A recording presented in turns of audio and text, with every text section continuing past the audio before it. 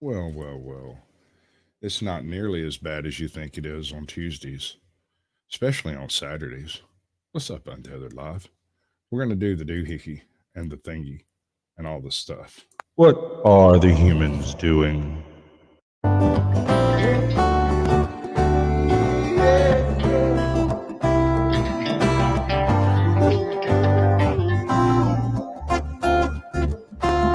Do you think you're ready? Can you handle the truth? Or are you in denial and demanding more proof?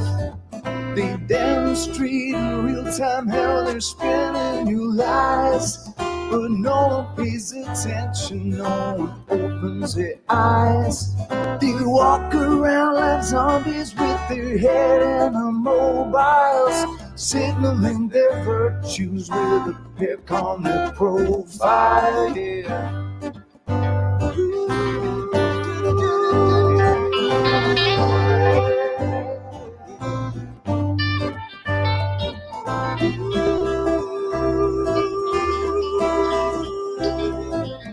Signaling their virtues with a pic on their profile. So if you think you're ready and you don't need more proof, conspiracy deniers are denying the truth.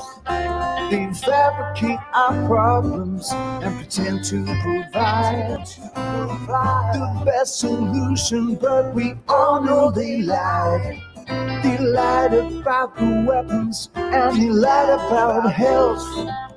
They lied about the fact that they're transferring the wealth. You should really notice how they're pushing the fear. Keep everybody terrified and not thinking clear. Yeah. Everybody's not thinking clear. Keep everybody terrified.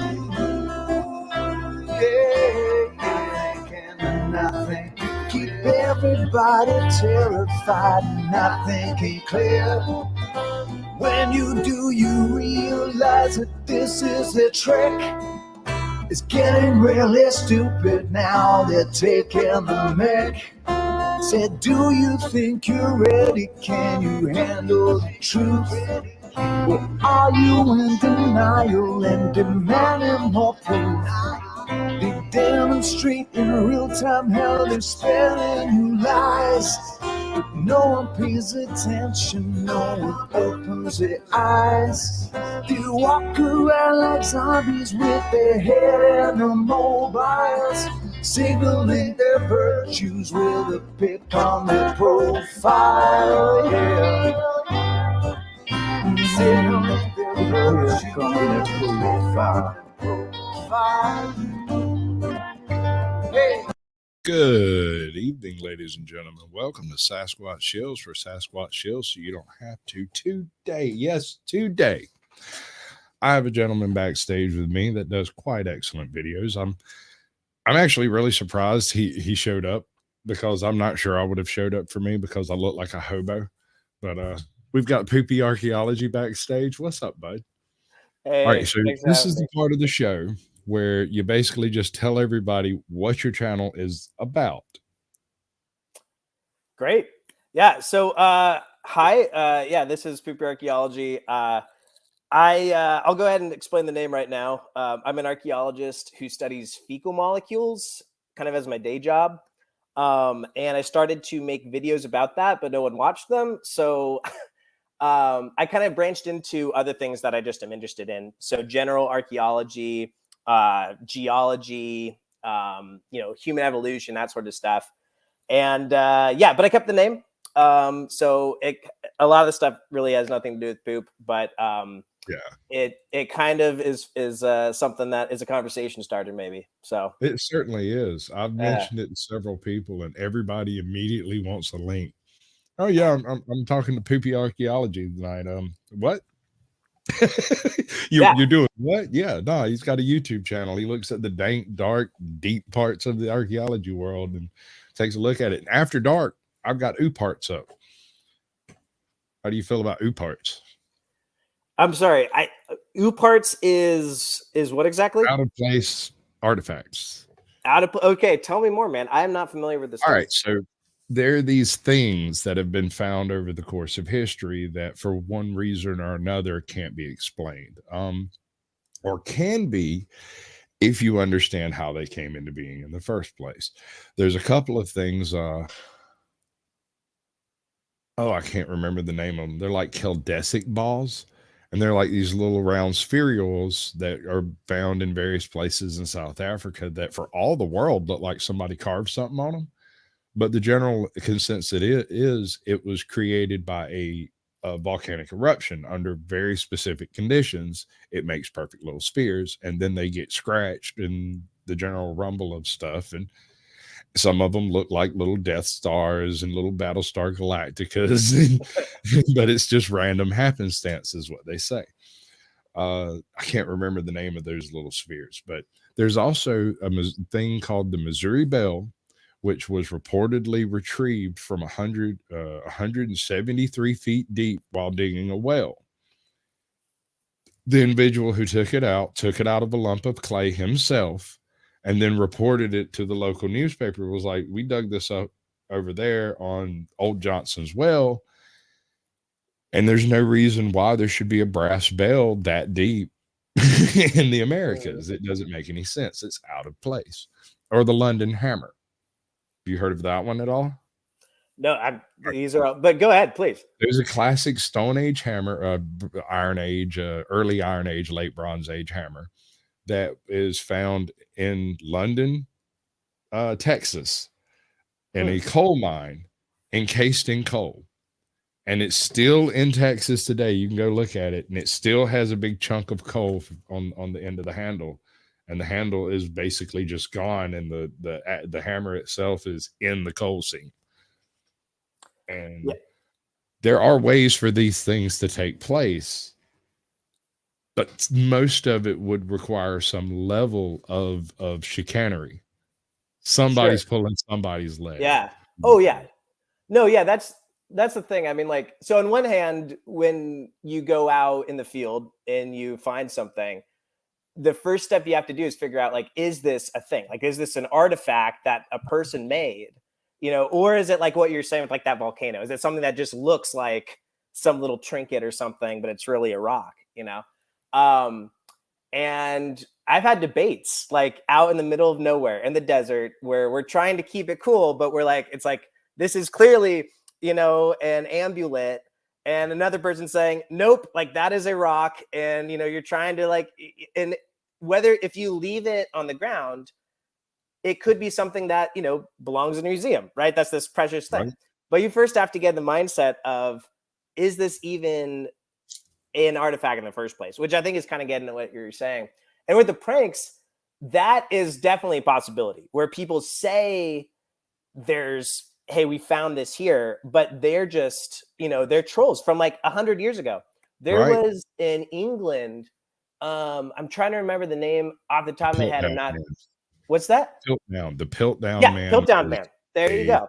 Orangutan's jaw filed off to match a human's dimensions, and then a part of a chimpanzee's skull.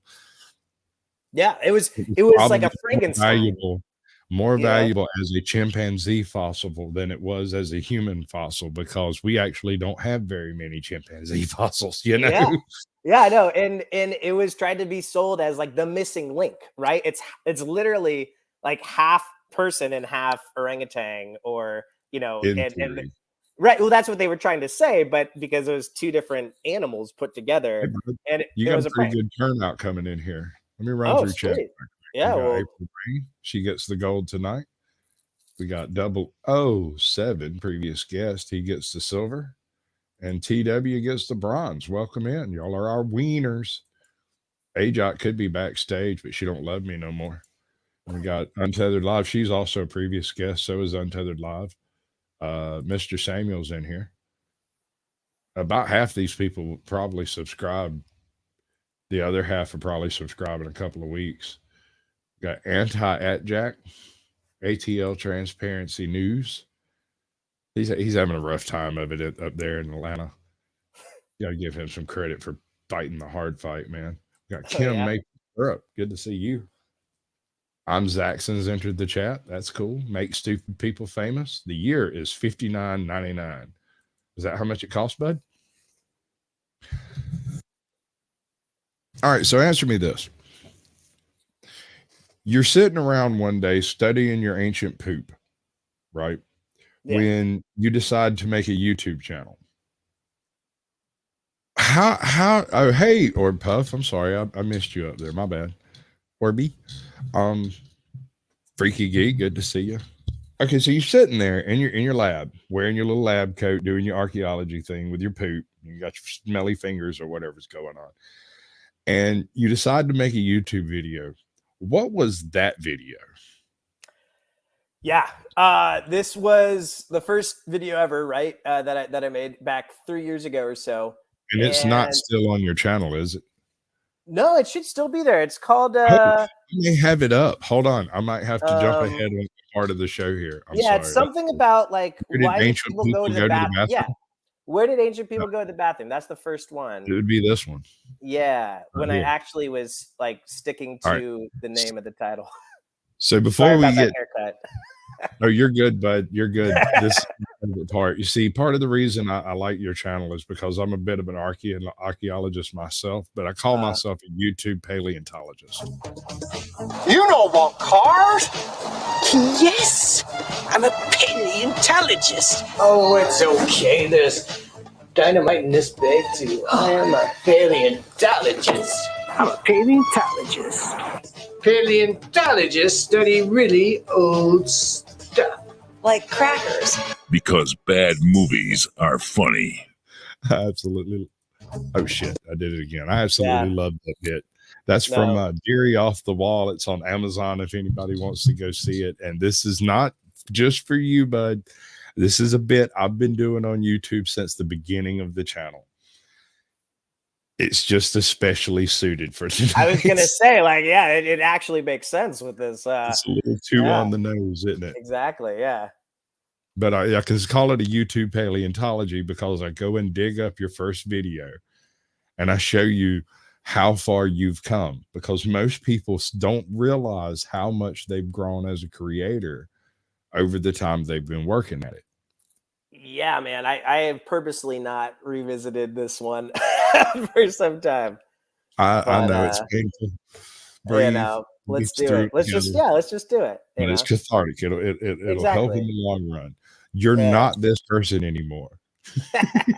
You know what I mean? No, but it was I was just trying to I mean, like, a lot of the stuff that I talk about is things I've mentioned, like, you know, I've had the fortune to teach in college, and it's stuff that I'll bring up in class. So it's like, how can we rework something that gets brought up in a PowerPoint slide, you know, like presentation, into a video? And so I do like in talking about like archaeology, you know, like the history of the toilet in archaeology is pretty interesting, I think. And that's what we're getting to in this video.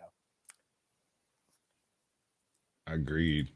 So when you're talking about working with prehistoric poops, you're speaking specifically of coprolites? Are we talking petrified? It's not nearly as gross as it sounds. So I'm aware. I've seen tape before. It's not as bad as it sounds. I actually specialize in fecal molecules. So I actually don't look at like turds, you know, which are really hard to find. Like, they're out there, you know, you can find stuff in, like, you know, there's a cave in Oregon that has like a 14,000-year-old human coprolite. It's amazing, but that's like as special as finding some gold like object. It's incredibly valuable. Not a whole lot of it. However, there are molecules in all of our poop that are the product of like bacterial degradation of cholesterol.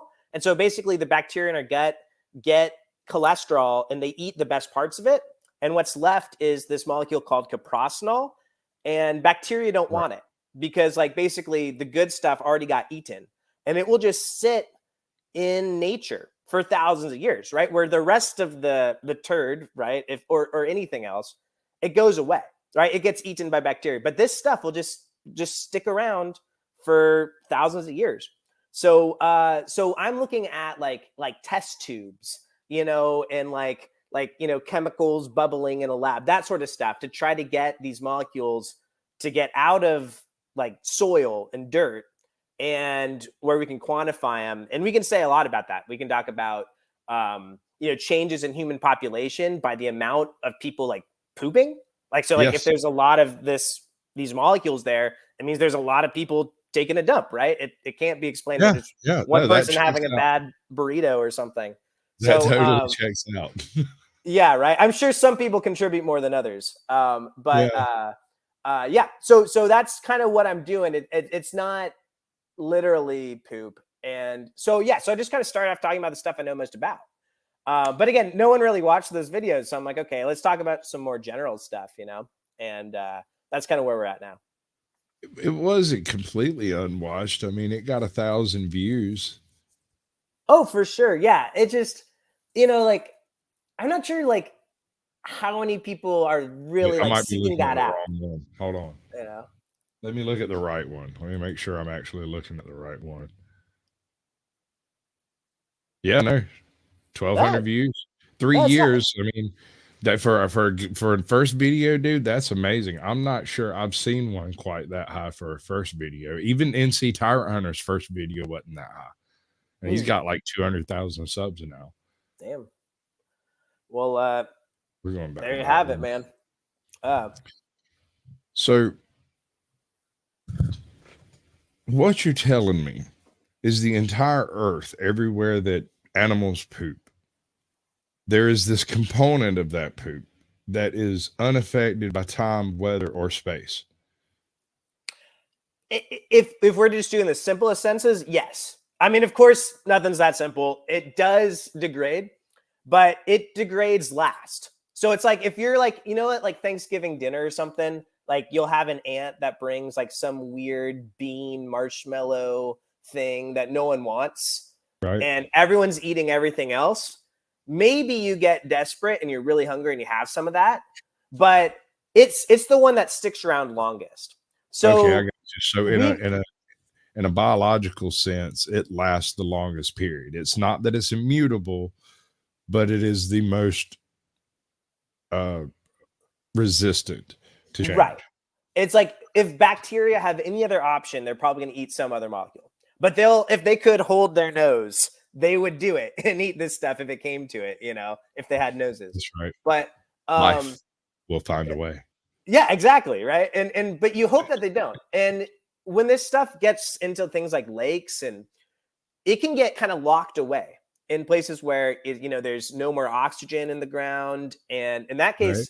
I mean, there's been studies that have found it in lakes in Alaska that have been looking at like some of the earliest people coming in that are 20,000 years old.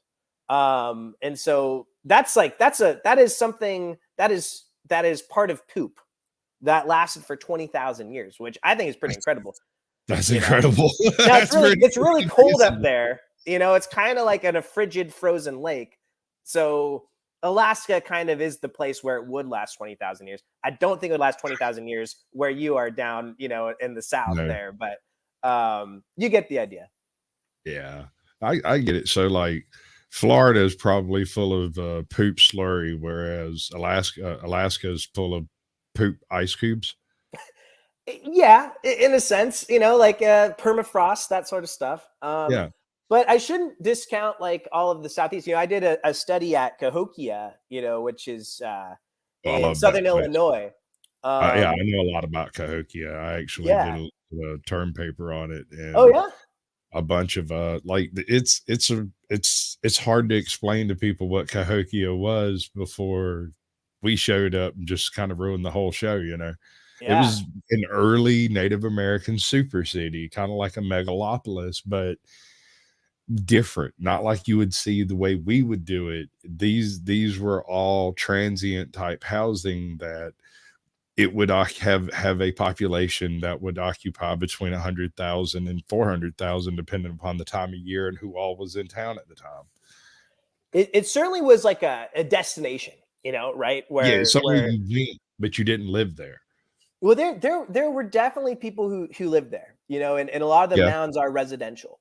Where you can find houses on top of it, but there also are things that are clearly like bigger than the city. It's like when, like, if a city's hosting the Super Bowl and you got all these people coming in for that weekend. And so there's huge, they're called feast deposits, where like there's entire, like, just the soil is made up of bones and It's to just try to organic serve the food stuff. that was cooked over the course of that week, and But it's everything that brought from all over the place here. Yeah, but it's like 100 feet across of just waste from one night only. Like just people just that's a lot of people. That is wild. But why I bring it up But is let me ask you this: while you're sitting there digging through these bits, right? You're studying the molecules themselves. How much do you get to know about what these people were eating? So we're trying to figure that out. Okay, so bear with me here. Go for it, dude. You got time. Right, here we go. So I mentioned that molecule cholesterol and how it gets broken down in our guts into something called caprosenol. And I don't want to get too much in this because it's not something that we've figured out completely yet. But a question that we have is, can we look at the ratio of different isotopes of carbon that build up that molecule? Because it's an organic molecule. It's mostly carbon. Right. And like the expression "you are what you eat" does show up in the ratio of different isotopes of elements in stuff like our teeth as well as our poop. And so conceivably, it's been shown at Cahokia in the composition of people's teeth that you can see when corn came in, right? Because people weren't farming corn forever. Corn gets introduced coming up from the south, and all of a sudden, there's a lot of the heavy isotope of carbon. Carbon-13 is something that is found in grasses and maize. Prevalent grasses and actively growing things, right? Right, and maize is like a fancy grass. Corn is that, and so it has a lot of this. Did a whole show on the birth of maize and where it came from. Oh yeah, and all that. What is it? The Tsetsoka seeks. I can't. Oh yeah, grass. If we get south of the border, all that stuff, that's far out of my my knowledge base. But the point is that you can use the different amounts of carbon to figure out, oh man, like this is where we get agriculture, corn popping in, and it's clear. It's like night and day, and potentially, and that's looking at people's like teeth. Now, where we are in archaeology right now is we're trying hard to like get away from being like, okay, the way that we need to get information is to literally like grind your teeth and your bones to a pulp, which most people, I mean, I can't speak for most people, but a lot of people might not want that to have happen to them one day. I don't know. Yeah, right. So how can we do that in a way that doesn't like destroy people's remains? And one way might be doing it with these molecules, where we can look at, do we see the same differences in carbon coming up in these molecules? Now, analytically and methodologically, that's a lot harder to do. So you have to do a lot of like things in a lab to get to that stage, which we're trying to figure out. But you have to eliminate sources. You have to test out and verify that, okay, this is a source of a given carbon, whereas other things are not a source of that carbon. And so people with this source of carbon would have eaten these things rather than those things. But you have to have the baseline of it first.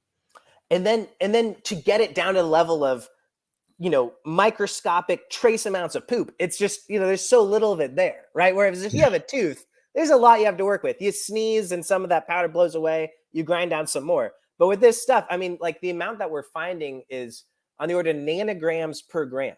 So that's like, 10 to the minus 9. It's hardly not there. It's basically, that is nothing. I would qualify that as nothing. If I found that on my floor, I wouldn't clean it up.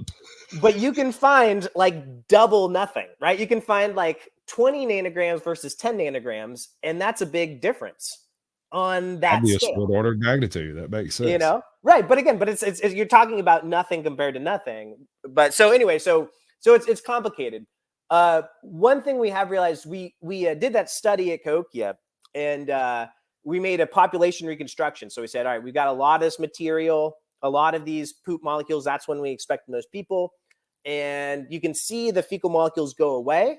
And it corresponds in time to when we think people started to leave Cahokia. There was a rebound in the fecal molecules centered around 1500 AD. And so at 1500 AD, the traditional kind of way of looking at the site is that like it's been abandoned for 100 years. So how do you explain there being the fecal molecules there when it's supposed to be this abandoned site? Bandit camp. We've played games. We know what this is all about. And what we said is like, what we're seeing is like a different cultural group coming in, probably related to the Illinois Confederation and the people that gave Kokia its name, which were the Kokia tribe that French explorers found. But anyway, point is that big bump, like, I don't think there's a lot of people there around 1500, but this bump is pretty big. We realized that like there's a lot of different like diets going on at that time. So at Kokia, a lot of people are eating like corn and vegetables, but the people around 1500 are probably bison hunters. So they're eating like just like pure meat, not pure meat, I shouldn't say that, but they're having a lot of meat. Portion of their diet is carnivorous. Right. It would be bison, rabbit, anything else you could snatch up with a leash. Yeah. But think about, if you're hunting a bison, right? And that you could eat that breakfast, lunch, and dinner for days. It's such a big animal. And if you remember that, like the molecule that we're testing here comes from cholesterol. If you're eating a lot of cholesterol because you're eating a lot of meat, that might make it seem like that there's more people there than if there's people having less. Gotcha. So what I'm thinking now is concentration, right? Yeah. So I think like you can kind of get at diet a little bit, but it's really contextual, right? You have to think about, getting into the anthropology of, like what is their way of life? They're following bison. Can you determine the difference between, say, a fish-based diet versus a bison-type diet? Wow. So you can, not necessarily using like these fecal molecules, but for that you need a different element. You need nitrogen. So just as in like carbon 13 versus carbon 12 has to do with like whether you're having more grasses versus everything else. There's a big difference in nitrogen between seafood and terrestrial food. Namely that, and this one isn't good. I wish I had my little like lecture slide right in front of me. So everyone don't quote me on this, but I'm just going to go out and say it. I think the more nitrogen is more of a coastal environment and less nitrogen because algae makes a ton of nitrogen in it. And so if that's like the bottom of the food chain, there's just going to be a lot of nitrogen in everything else. Right. So you can like, again, same thing with people's teeth. You can, I was speaking more along the lines of a river type of environment, inland river. Would that carry the same? Yeah, I think the same. And again, I'm getting a little bit uncomfortable in telling you this fact. So I'm like 50% sure here right now. So take that. There's not a single one of us here that's an expert. You're not going to be second guessed. No, but that's like a big thing, man. Is you gotta try, right? You gotta try. So that said, I am Poopy Archeology, so maybe I'm full of shit, but the idea is just those waterways in general should have a different appearance than like the terrestrial type of stuff. So you can, I think water versus land will show up, but it's going to be a lot more clear on the coast. Like that's going to be a lot easier to see. But now I'm just like, yeah, man, I'll look this. If we have time, I'll like look that up. We could figure that out in a minute, but we got a live stream. After dark. If you stick around for after dark, we'll dig into that. I'm perfectly willing to do that. If you want to oblige me, man, we can do that later. This is one of my favorite bits. I didn't get a chance to ask before the show. You did this hominid rap. Yeah. And I got to ask you, did it ever catch a copyright claim at all? No, man, that's it's just using like Apple. I don't know actually, but on an iPhone, it doesn't matter right now. I'm willing to take a copyright claim. Chances are my After Dark will have some copyright claim material in it. So even if it is, it's fine. I'm just curious in case other people try to pick it up. YouTube hasn't flagged it for me. It's just using so I made the song with like GarageBand. So all the music is just GarageBand. Which I think is like free. I'm pretty sure. So, like I said, the only thing I'm concerned about is whether or not it'll actually get me taken down during live stream. Other than that, I don't care. They can have every dime they get off me. It's fine. I'd say go for it, man. We're going for it. That's what's Yeah, happening. let's Say do go. it. We're going. All right, you ready for this? There you Are you go. ready for this? This one goes out to all the homins that didn't make it. Sediba, Boisei, Robustus, Africanus, I love it, dude. It's Rectus, great. the Delhi. I messed up right there. It's actually Homo naledi. Like, and Let's go. I got so much shit from people at school being like, the deli? What are you talking about? Getting greens, Africanus, Africanus, Animenus, Raleigh. You no longer kicking it, you dead and I am sorry. Ever since I left Africa, been thinking of you. Your social practices and the things that you chew. Under 5 feet, scavenging that dead meat. Fruits a treat, eating tools, so you go beat rocks together. Then you make a chopper, get in game, killing it like Jim Hopper. Stranger things have happened, but I got no why. We went extinct by the Pleistocene and never said bye. It's brilliant, dude. It's beautiful. Where did you go? There were so many harmonies all alone. You get the idea, Where right? did you go? Where did you go? Yeah. So. All right, I'm not gonna torture you anymore. Yeah. Thanks, man. Like That's it's beautiful, dude. No, it made you laugh. You thought about doing this, and you went, "I could do that," and then you did it, and it made you giggle, and you uploaded it anyway. Yeah. Thank you. I had fun. I won't lie. I enjoyed it a lot. When I stumbled across this thing, I laughed so hard. I called my brother, told him about it, was like, dude, just, and he was like, no, man, I'm over here trying to change a tire. I was like, just put it on and listen to it. Right? Well, and he called me back like 10 minutes later. He's like, what in the world have you sent me? I'm like, it's great, dude. You should pay attention. Listen to it. You're learning stuff. Yeah, I think like what the F is definitely the first reaction one should have to it. But yeah, in terms of what someone asked, I think if it is cool to respond to like things I see here, like in terms of what, because this is in San Francisco Bay, out in Marin, and anyway, it was just like a cold dark day, and I got my wife, who was pregnant at the time. She was almost pregnant, to like go out and film me like hiding behind a weird log and eating grass. And so, dude, yeah, I love it. I love every minute of it. It was weird. And tell me you did not have fun making this. It was fun. Yeah, it was totally fun. I fully support any further activity in this direction. You have a distinct talent for what this is. This is an almost flawless stuff in music and videos and learning, and I love it. And she was almost pregnant. Yeah, almost. We got there. Yeah, so like this is just kind of a confession maybe, but like I really liked Bill Nye as a kid, like, and he'd have like the music videos. Do you remember that? Mm-hmm. Like he'd talk about volcanoes, and then he'd have like some like early 90s, because that's when it like was filmed. It'd be like, Destiny's Child, not Destiny's Child, or like, I think he had like a Nirvana like parody and stuff like that. And I remember being like 7 and being like, oh my God, this is amazing. And something that I aspire to, which maybe I'm just getting too big for my britches here, but is to be like do what Bill Nye did, but like kind of like for archaeology, because frankly, like that's not a thing that I can think of, like where it's just silly, kind of like talking about the past, but trying to also say, hey, like pay attention in history class, you know what I mean? Like, or like try to make it more fun than it would be in history class. So that's the inspiration there. Right. Yeah. Not that I'll ever get that.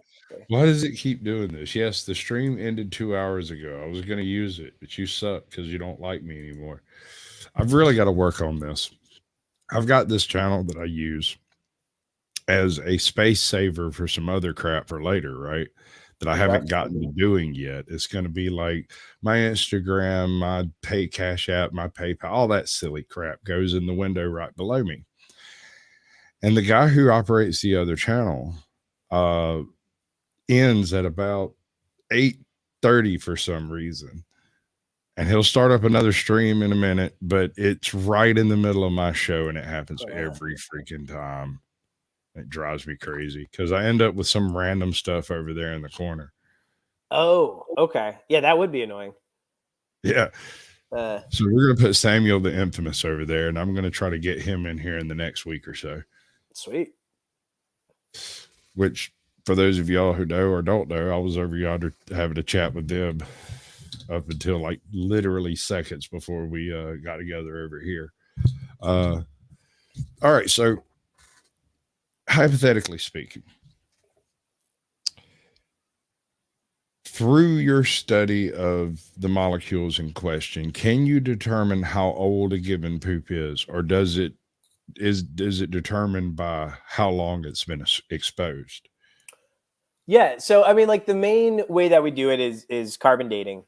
And if you have like an actual poop, right? If you have a coprolite where like there is Right. like the Right. the So turd's we're going still to there. make the assumption. I'm a cave diver. I'm a spelunker, a professional hole digger, and I've gone to the deepest, darkest depths of some secret M cave that only I know where he is, and I found a poop, and I bring it back to you, and I'm like, hey, what can you tell me about this poop? How long would it take you? Like, how much effort would it be to determine, is it human? B, if it's not human, what is it? So the first thing that would be a bummer is that the easiest way to date it is by figuring out surroundings, right? So like, and this is me, like, and I don't mean to be like, you know, like a naughty, you know, I don't know what but point is, if you take something away from where it is, a lot of, you know, we call it its context is lost, right? So when we date these molecules, we're actually like looking for bits of carbon, so like little twigs or charcoal or something in the dirt right next to, in fact, or just the dirt that we're finding that contains these molecules. That's what we're dating. So we're not actually dating the molecules themselves because there's not enough.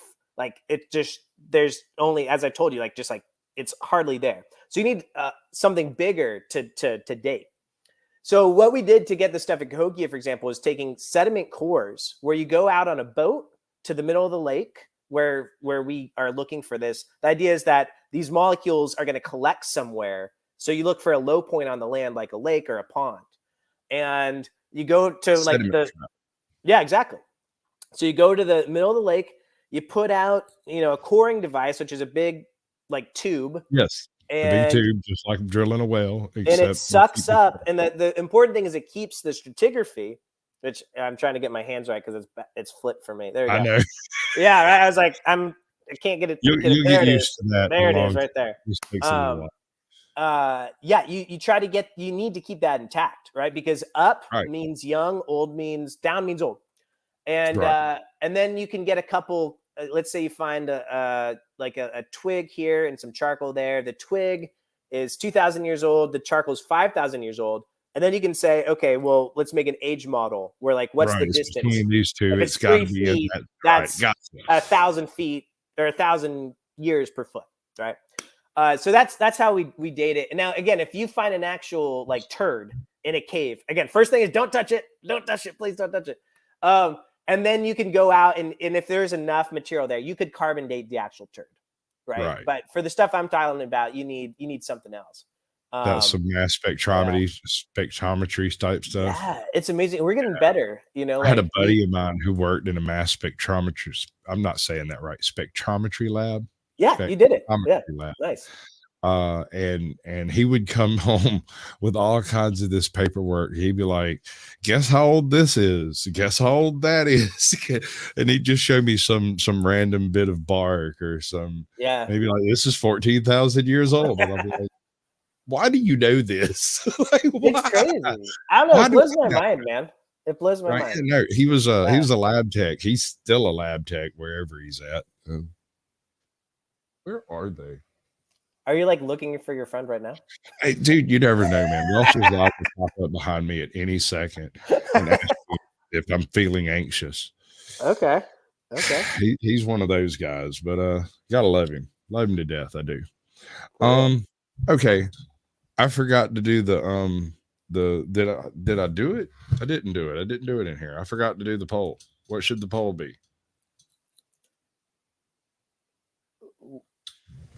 Yeah, no, I mean we can do it right now. We're like on the fly currently. Like We're gonna who makes the what does the poll mean? Okay, so I'm gonna put a question in. The answer is yes or no, and we'll see what everybody thinks about it. Damn. Okay. Cool. So, So what is it your question? I was asking you if you have a question you'd like to ask the chat.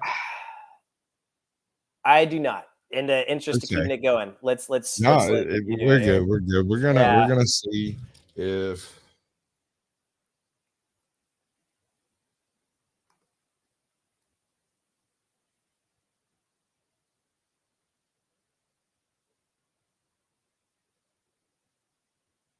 there's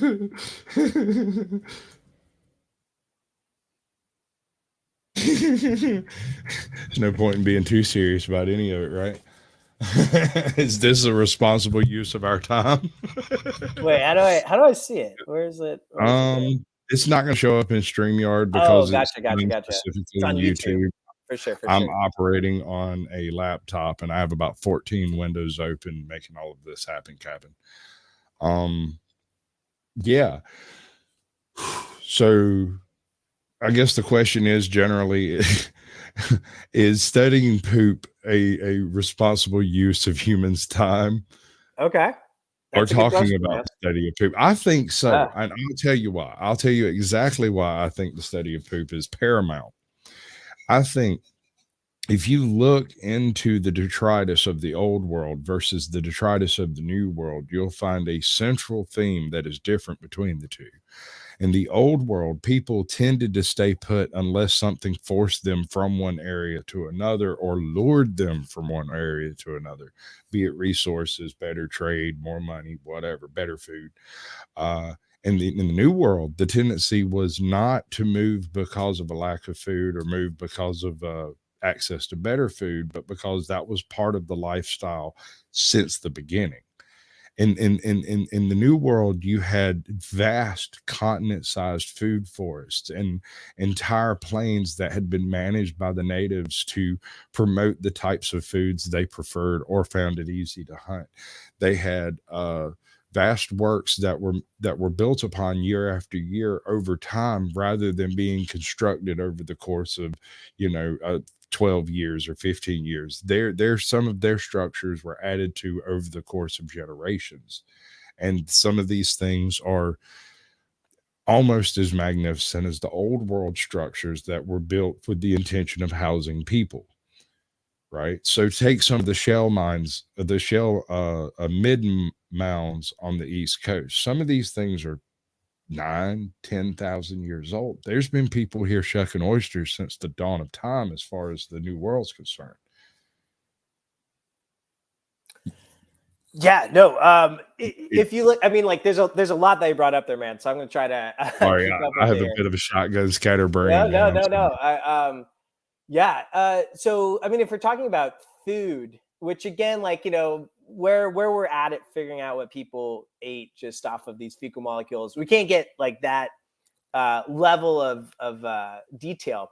But you're definitely right about just the managed landscapes and stuff like that. And what I think is so sad is that so much of the landscape from, as you said, thousands of years of production is just gone.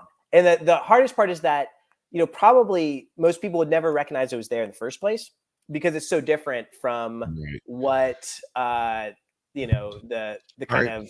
Let me give you a rundown of Eastern Seaboard cloud forest. I live over here in middle Georgia, and we're on the very tail end of what was once the American chestnut southern range. And we have a small town over here named Goat Town, and it had two exports back before 1923. Goat's meat, goat products, hence the name Goat Town, because it was two families and they both raised goats. And American chestnuts that they would ship out to Britain, and they got top dollar for the American chestnuts, and that was over half of their yearly income. When the American chestnut blight killed off, or the Chinese chestnut blight killed off the American chestnuts, these people were completely put out of work. There were no chestnuts for the goats to eat. There were no chestnuts for the people to gather. There was no liquid fluid cash flowing in on a yearly basis. Once upon a midnight dreary, a man could walk from the North Appalachian Trail in southern New York all the way to the Southern Appalachian Trail in northern Georgia and not have to carry food with you because you could always scrounge a double handful of chestnuts. You could survive literally off the land. When the when the chestnuts were wiped out by the Chinese chestnut blight, it reduced the amount of food in a given southern or eastern forest by 80%. 1 in 4 trees was an American chestnut tree of old growth proportions until the blight killed them. That would have altered the diets of all of the Eastern Coast Native Americans, all of the Bigfoots, the Sasquatches, the goats, the forest bison, the squirrels, you name it. That is a major hit to available food.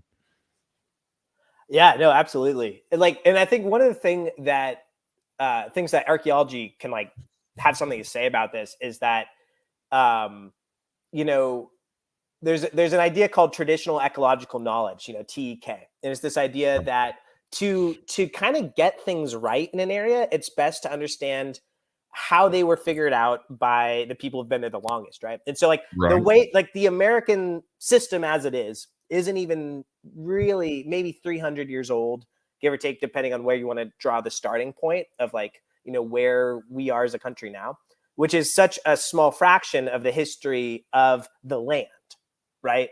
Which has been occupied by people for so long. And so when you're talking about, you know, this whole stuff where it just, you get these catastrophes that happen like that because people are coming in the land, they don't really know it. They haven't had time to learn from mistakes and carefully kind of calibrate things in a way that indigenous people did, right? They had a pretty big head start. So when you're talking about coming up, and, you know, I know things more on the west side, you know, of the country in California, and how so much of the land is just really a product of people eating this thing, not eating this thing, burning this tree, it was really carefully orchestrated such that it was less likely to fail, right? So in a bad year and a good year, it wouldn't matter as much. But, you know, if you just kind of come in, you know, remember that old YouTube video called like Leroy Jensen? And it was like this guy. Jenkins, Leroy that's what it was, right? Leroy Jenkins. That's what we're kind of doing. You know what I mean? Like you just come in, it's like, yeah, let's just plant Oregon Trail. We feel like straight up Oregon Trail. Do you remember the old Oregon Trail video game? Yeah, right. Right. So did you ever win the Oregon Trail video game? I have no memory of ever actually having made it to Oregon. You just got like dysentery. Over and over. I killed by a rattlesnake, drank bad water from a puddle, lost a wagon wheel, lost my oxen. You name it, it happened to me because I thought there might be a possible way through. Nope. I hear of people who say they made it to Oregon. I do not believe them. I don't think that you could actually win that game. I think that was all camera tricks and bullshit. Turns out there's no one in Oregon, actually. It's all just a hoax, man. Well, no one's made it. It's just empty. I got the theories about that whole West Coast concept in the first place, but we're not going to get into that. I've got a rum over here, and after we finish the After Dark, I'm going to be putting on Puss in Boots and basically talking trash about it all the way through. That's quite a plan.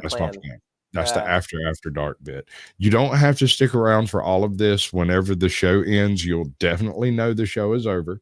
You can stick around as long as you want. I'll drop the link in chat. Some people will come up, some people won't. If in 15 minutes we don't got some new blood up on panel, we'll do something different. But I've got a few videos set aside that we can talk about until either you have to go or you want to go or you just don't like me no more, however that works out. Yeah, basically when my son arrives in a little bit for bedtime, that's fine, dude. As far as I'm concerned, you've already done a hell of a show. This has been amazing. I really appreciate your time. I can't tell you how much. I was actually kind of a little bit starstruck when you answered the email so promptly because, well, I was like, that's cool. That dude has great ideas. That's real neat. I like that. Oh, for sure, man. No, it's fun. Like, I think a problem that archaeologists have is they don't like share that much, you know, about what they're doing. I get it. and then we complain about people not caring about what we do, and it's just like, well, yeah, I mean, like, if you know what I mean, like, I would love to have you on some other particular show. I've got a few ideas for different shows. I got some tow truck people that I'm going to do some tow truck reaction videos with. I have a particular video, and I don't know if I want to tell you what it is, but it's a reimagining of the Neanderthal okay, as a carnivorous ape, as a super predator ape, instead of being like a human type, you know, with a heart and all that stuff. This is literally a nocturnal killing machine that uses a spear. It's not a human type thing. It's a totally different concept. And I'd like to take a look at that with somebody who could actually might have an educated opinion on the concept. Yeah, I mean, I'll go for it. I've been known to be a buzzkill, so I hope I don't. Dude, look, we can be just as flippant and just as serious as you like. We can go both sides and make 2 separate videos on it if you want. We'll make it your video, and I'll just do the rough editing. You can do the rest of it. No, this is good. Again, it's fun to just talk about what people care about, you know, or if you have anything on your mind about archaeology, you know, I just want to see what's out there. Yeah. I got a couple of people who are part of what they refer to as the truther movement, and these are the very same people who are out here pointing at the sky and saying that that's not space, that's a firmament, and we live on a flat plane and it's on the back of a turtle standing on 4 elephants or something. I don't remember. Is the turtles all the way down or something? I can't remember. A lot of turtles. Okay. Yeah. But they've got this Tartarian. They call it the Tartarian event or the Tartarian flood or something like that. They refer to it as mud flood history. And it has to do with the fact that a lot of buildings are built partially in the ground, or the ground has been moved after the fact. And they go and point. It's hard to explain to somebody who hasn't been in the rabbit hole. But it's basically a bunch of flat earthers delivering an alternate possible history. And we could go take a look at some of that stuff. And I imagine that'll get you giggling. Maybe one night when you got some good bourbon or rum or something, and you just want a good giggle, we'll go do that. Yeah, no, I've probably got a lot to say, and I'll leave it at that. That's exactly why I would like to do that. Because even if you don't think what you're saying is either pertinent or funny, to someone else's ear, it may be exactly what they need to hear to give them the right idea for the next step in their channel. Oh, for sure, yeah. Or just want to think about, you know, like, I'll see you next time, bud. Yeah, no, there's some stuff out there that I'm going to go ahead and say is just like a problem in archaeology in terms of how, like, what people think is real. And like, that's one of those things where I'm like, yeah, I would like to talk about that sometimes. What's that? Like TikTok archaeologists, the people who go look at pictures of archaeologists and have a totally different theory of what they're looking at. Well, yeah, I mean, like, the hard part that I have is like, when, like, so I've got some videos out there. I had one that's called, like, I think it's called the 5 most controversial sites in America or something like that. Yeah. And the Ceruli Mammoth site. Yeah. No, or Cerruti. Cerruti Mammoth site. That is one of the most intriguing collection of random freaking rocks on the planet today. It is. And it's hard to argue either way when you get to the site and you look at the pictures and you take a look at where these things are in relation. It's hard to look at that and go that somebody didn't do that. Yeah. And here's the thing, like, I'm happy to, like, have like let's talk about both sides of this debate, because it's a debate. First of all, like, if you're to get a bunch of archaeologists in a room, they're going to debate about it because there's no smoking gun. Really, either way. Wait a second. Hold on. Wouldn't the correct collection of the right lithic effects in the right environment to be a butcher site with a butcher animal be almost a smoking gun? Let's go back out. How about if one of them pooped while they were there? Would that change your mind at all? If we could find something that's composable, maybe. But the thing is, like, right. you know, Bet. I'll call somebody who lives near there. I got a couple of Alaskan viewers. But even so, I mean, like animals make a small amount of this molecule. So the point is, it's complicated. And where I hold back on that site is a couple things. One is that 130,000 years ago, around the world, we had some pretty complex tools that were being made. Right. No, I get what you're saying.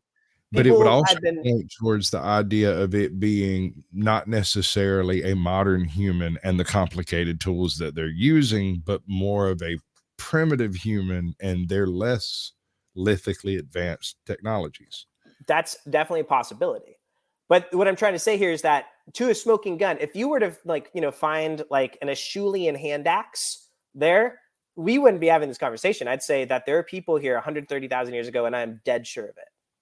Right. When you look at these are stones, and they're rocks, and the idea is that they were used once to butcher an animal, right? This one, the one that's still laying there. Yeah, and the idea is it's like some hominin, right? Whether it's Homo sapiens or we don't know. That's another thing too. Is like if you found like the burial, that would be the smoking gun. But the idea is that one side of the rock might have been worked. Now, I've done some lithic analysis on ground stone, and the idea is that you're looking for little chips of minerals that are like popped out. It's really subtle stuff. So the question is like, are these rocks, had they just banged into each other? Because you can get the same effect by just having rocks bang into each other, right? So again, I truly believe that the Cerruti site is something we should talk about, but neither is it a smoking gun. The thing is, when I start having like these sort of things, I'm like, look, like, man, like there's a lot of subtlety to this. This is like something that is like, you got to get out the whiteboard and you put you start putting like bullet points on pros and cons, all that. We can sit down backstage with your whiteboard and my links, and we will work out a solid show on this. I swear to God. And that's how we got to do it. But what gets me is that like in the comments for that, I was raked over the coals, man. People were really upset. And I think what I'm trying to figure out is, as someone who has spent a lot of time learning at the basic point that like trying to figure out what happened 1,000 years ago or even 100 years ago is complicated. Last week, I'm not 100% certain on what happened last week, bro. It takes a lot of work, and it's never an easy answer, but people just like immediately grab onto an idea and they'll hold on to it so hard without bothering to think like, why am I holding on to that idea? And are the reasons that I'm holding on that hard, like, do it justify this, like this really tight grip, Right. And I have one. Yeah, go ahead. I know exactly what you're talking about. I have one in particular, and I call it my boat people theory. And it would explain why. We'll get to it in After Dark. I got to wrap this up. For sure. It has to do with why all the different primary civilizations seem to derive with the basic same mythology package, right? There's a flood, there's a destruction, there's a rebirth, there's a renaissance of people, and we're it. We're the people. There are no other people. It's just us, and everybody else are weird monsters. But we'll get into that in just a minute. Let me do this thing. Yeah. All right. Yeah. All right. Tell everybody what's the name of your channel and what you do one last time. Yeah. Okay. So again, this was Poopy Archeology, and thanks for listening. Thank you, Mr. Sasquatch. Is that the correct title? That's my father, but yeah, that'll work. All right. Oh, we'll just go with straight up Sasquatch. It was a lot of fun to talk to you, and thanks for listening. I'm gonna drop you backstage right quick. I'm gonna do a play out. We're not going anywhere. It's just to give me an editing mark so that I know where to chop things up. But I appreciate you coming in. All right, ladies and gentlemen, that's the end of Sasquatch Shills. We're going to play out right quick. And just so you know, I love each and every single one of you like a brother and a sister. But as usual, if y'all give me any trouble tonight, I'll run every goddamn one of us out for here. Sorry. Good news, though. We're going to have to move the party somewhere a little bit more private, but you're all invited. Lorenzo will give you the details. Yeah! Just getting started, I know that you want it, baby, just get on it, ready to go. We We know how to party. Pull up the Bacardi. Feel it in my body. Put on a song. Yeah, let's go. Nah, we ain't never gonna slow down. All right. I swear I haven't started drinking yet. How was that? How'd that feel? We're still live. We're still on YouTube. So don't use any of the verboten language. You know, you're from California. You know what I'm talking about.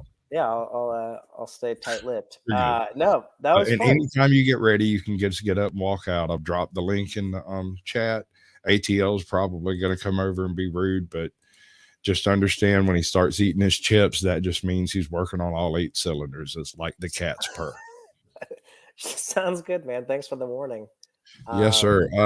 And also, there may be some truthers that might show up. There might be some hardcore religious, weird, whack job stuff. I interview absolutely anybody who has a channel and is doing the content thing. They're actually making real content. It's just what I do, man. Yeah, no, it's all good. I'll hang out again. My main thing is just when as soon as you gotta home, go, just you know what I mean. Wave at the camera and dip. You'll be good. None of this is scripted. This next bit I actually have up. See, I think I put everything in the description. I may or may not have. I don't remember doing the description. I think I did. So if you ever come on one of these shows again and I'm doing this thing and you want to come in After Dark, I put all of the links for the videos I'm going to show in the description of the Sasquatch Shills before the show. So that if you want, you can go check it out and find out whether or not you want to pop in for the After Dark or not or whatever. But yeah, no, I think I got them listed. All right, so the first one is 5 out-of-place artifacts that will blow your mind. 2 parts. Okay. So let's reset what we're doing over here so we can all see everything like we're all special, you know. Is that going to work? No, I don't like that one. Let's do it the other way. Let's do it that way. That works. All right. So fix this. And this is completely unscripted. This is not... I mean, I know we didn't go over a script to begin with, but that went well. You did extremely well. I've had people get really strange as soon as we went live, like Richie. Richie came in. He was a perfect darling in the pre-show. And the second we went live, he told the saddest story I have ever heard in my life. I'm a joker. I got jokes, baby. I'm sitting there chewing them back because this man's really using me like an emotional tampon right now. And I feel like I should stick around for this. It's one of my best shows. It's rough around all the edges, and I couldn't edit any of it out because it's all so poignant and so touching that it just touched me. I just left it all in. Wow. Did you want more like emotion when I talked about poop? I mean, I could have done that, you know. No, that's not what I'm saying. I'm saying this man does a truther channel where he's talking about the redistribution of wealth and the need for communism and socialism to take over the Western world so that we can manage the planet and all this stuff. But at the same time, he also believes lizard people are taking over the White House. So, I mean, you got to pick and choose your battles with this one. Fair enough. Yeah. So, yeah, well, we kept it light, I would say. To have a conversation about his channel, and his channel is about all kinds of different stuff. And for some strange reason, he picked that moment. And he told me almost a year later, I'm on one of his panels. And he tells me, he's like, man, I'm really sorry about that. I know that I've gone back and looked at some of your older videos and they're all funny except for mine. Mine's not funny. I was like, well, it would be right to tell a joke in the middle of you talking about getting your legs put back attached to your kneecaps and shit. Like what there was 2 people dead in that car. You can't, that's not joke material. What's up, North Alabama Cryptid? Good to see you, bud. Welcome in. Half Pint, you too. Absolute Janica. That's an alien. If you don't believe in aliens, just say hello, Janica, and move on with the issues. Oh, right on. That's your own problem. If you don't believe in aliens, because she claims to be one. Welcome then. Yeah. I got $1. Right, so what's going on here? Like, can we like see the? Are we gonna be talking about what I'm saying, or are we just kind of like just conversing? I just got an email. Hold on. It's all good.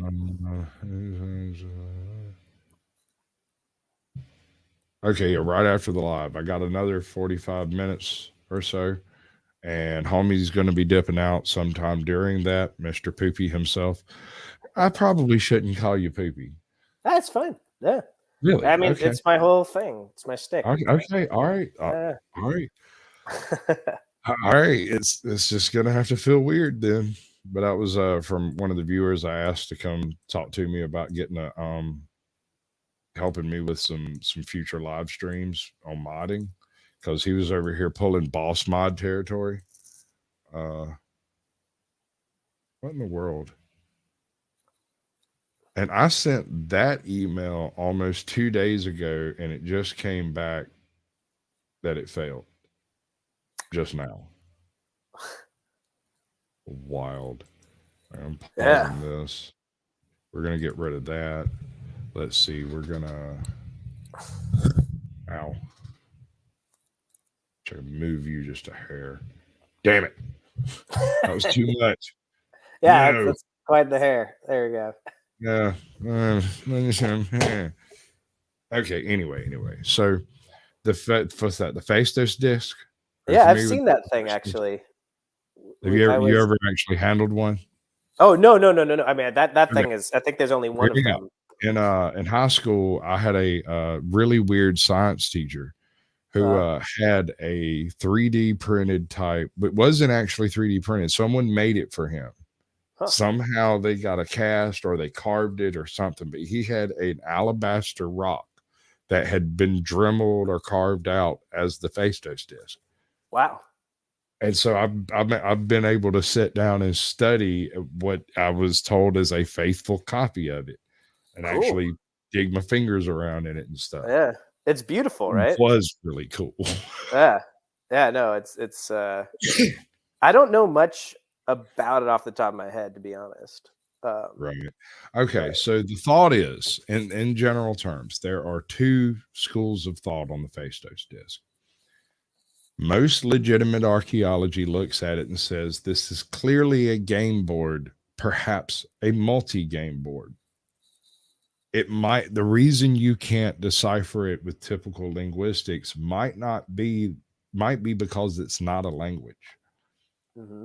Imagine you're traveling with a group of kids, and most cultures have some form of game or another that they play and drawing lines in the dirt or whatnot, like tic-tac-toe.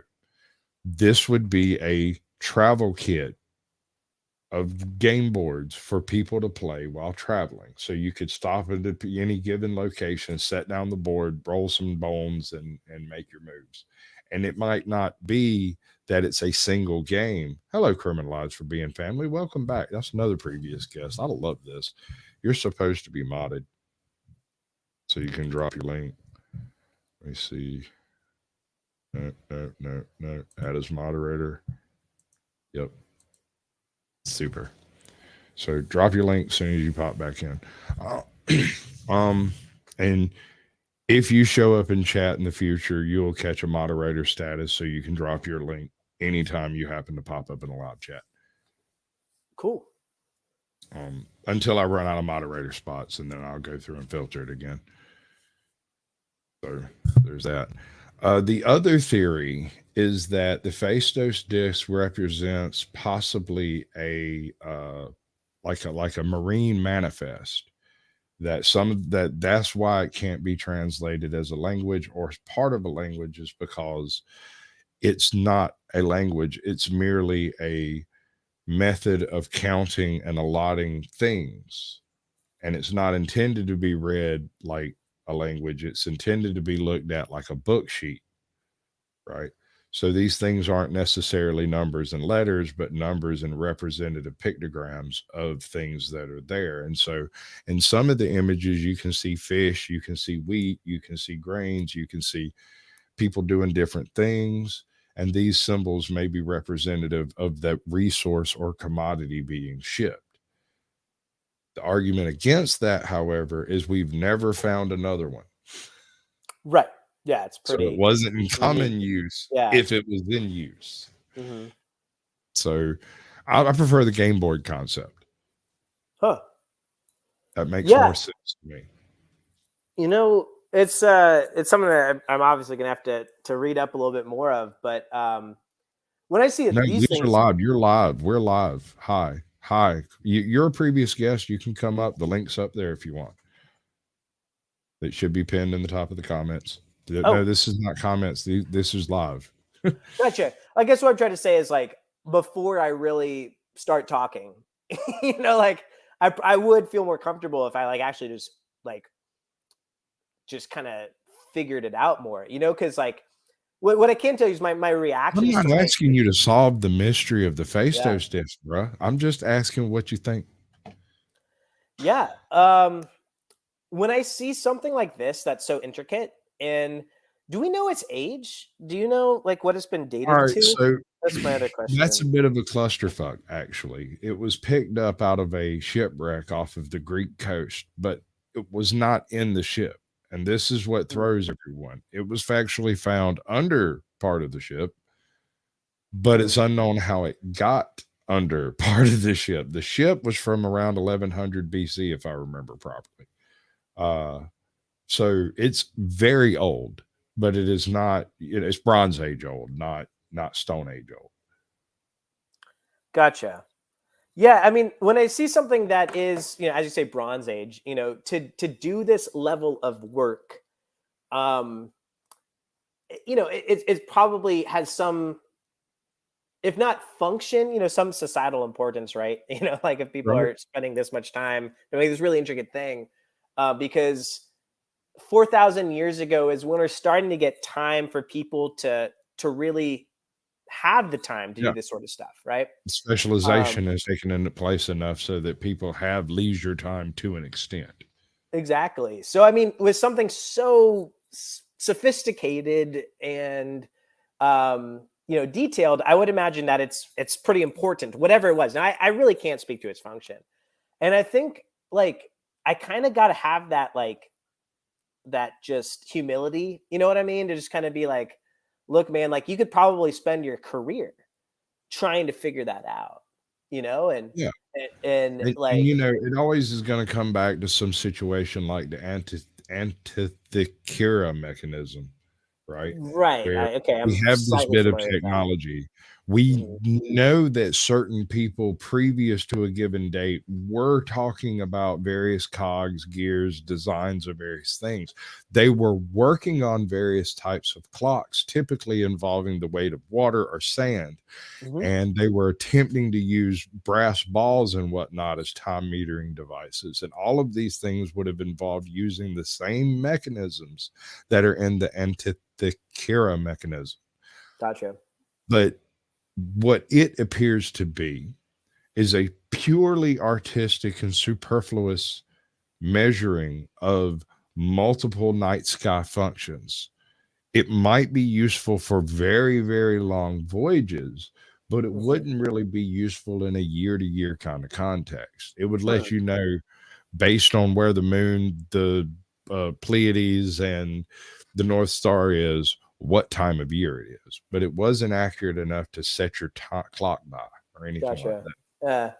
Well, it makes you kind of appreciate just the sophistication of like a simple clock. You know what I mean? Like it took a lot of work to get there. You know, Dude, it took a ton of work. Complicated. The balances and mechanisms, and I mean like a spring-loaded clock that doesn't require a battery is an absolute miracle of freaking design.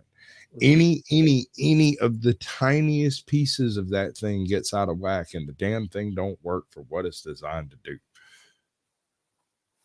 Yeah, no, it's I've got a lot of respect for people back then who figured it out. I'm not that smart. You know what I mean?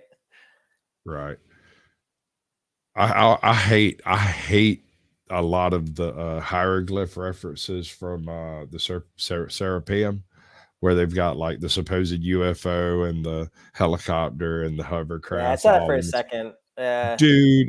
Dude, look, If you go take a real good look at those things, you'll realize that that particular column, not just that one, but a bunch of them around there, have been carved over a dozen times. And it just so happens that if you take a sarcophagus and a cartouche and an overwrite of a particular type of a particular date, it looks vaguely like a helicopter with a UFO under it. It's not a helicopter with a UFO under it. It's just the overlap of several carvings. There's a simple explanation here. You know what I mean? Like you don't when have you to. first showed up in those places, you can tell the difference between the carvings. But since then, people have cleaned them out. Right. Well, I mean, it's been politics too. You know, you That get a too, new yes. pharaoh from a new lineage. You know, they Right. got to make their dynasty, and so they go back, and it's like I never want to see Ramses the first. You They know, strike we're his done with face him. from all the world. Yeah, Yes. I kind of get sad actually. You know, like I think about like, man, that guy, he died thinking like, oh man, people are gonna remember me forever, and then just Well, he wasn't year wrong. later, the So next far, day, so good. they get the chisels out, and it's like, there they go, that's it. So I But it kind of goes get to show, sad, you know. it proves that when you cut a man's tongue out, you don't prove him wrong.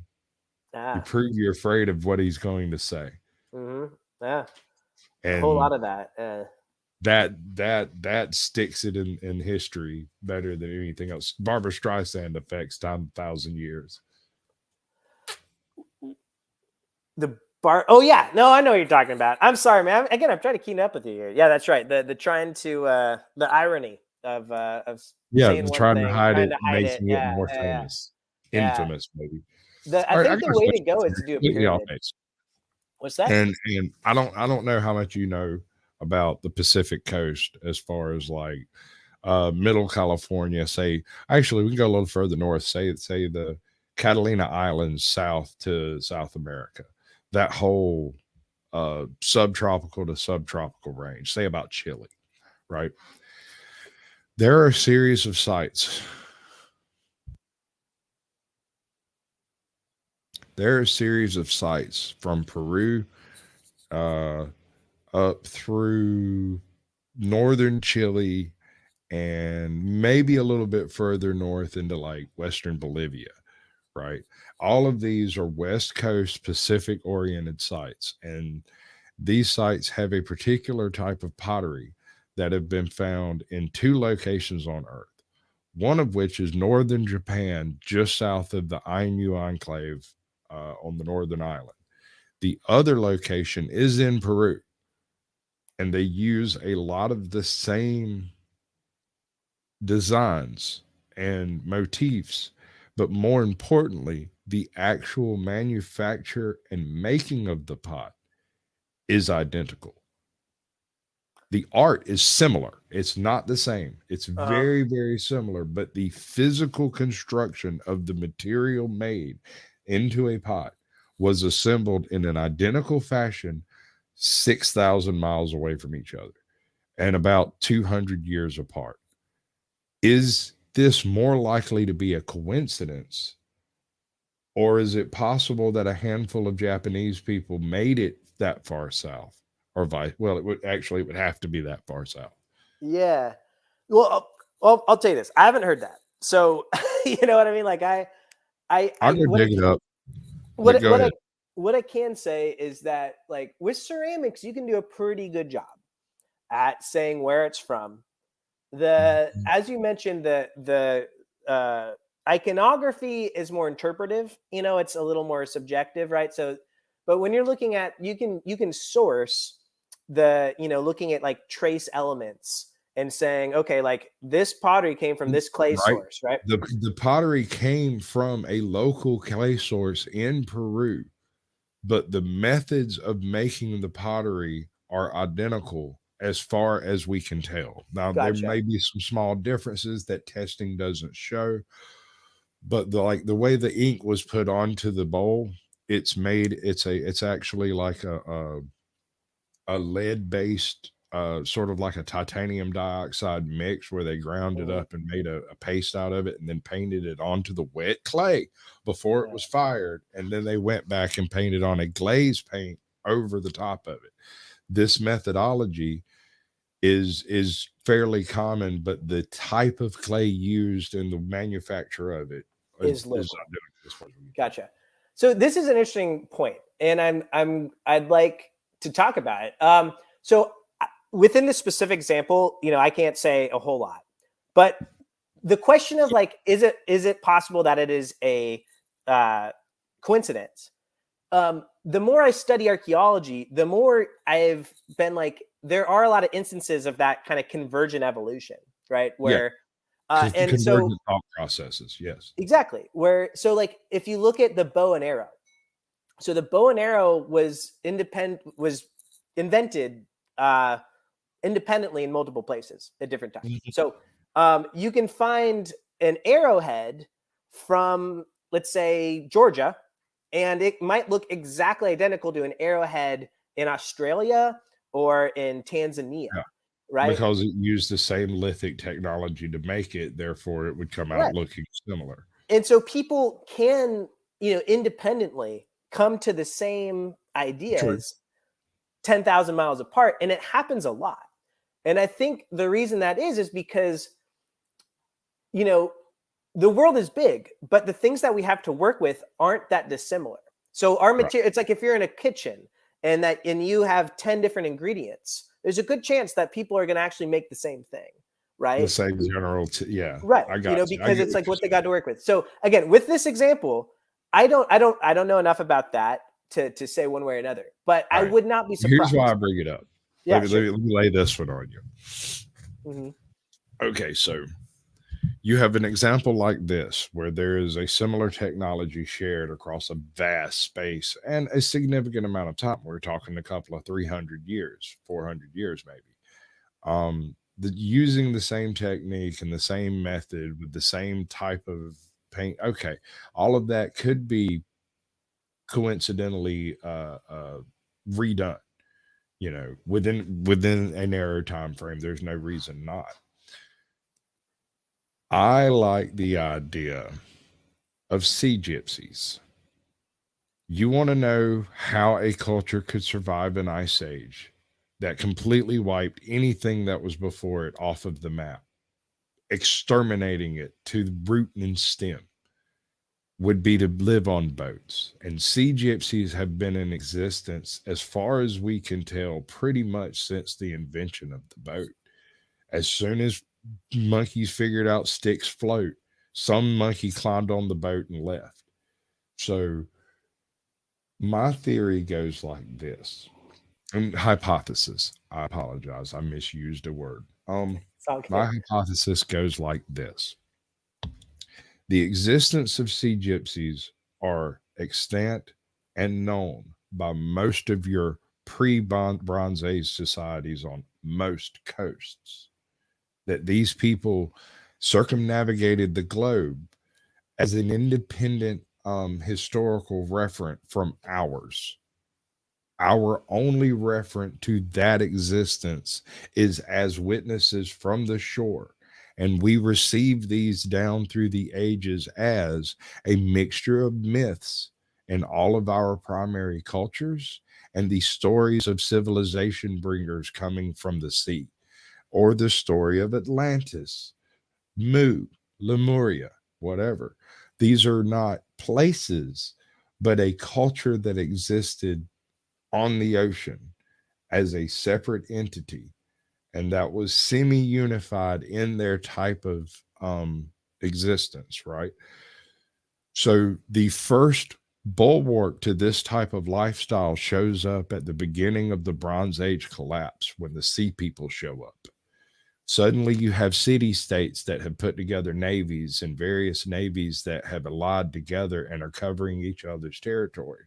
And the story goes that they have several rough years in warfare from a people they've never really encountered. They've never been an aggressor before. And then the entire Mediterranean is taken over by people who come in, live there, and stay.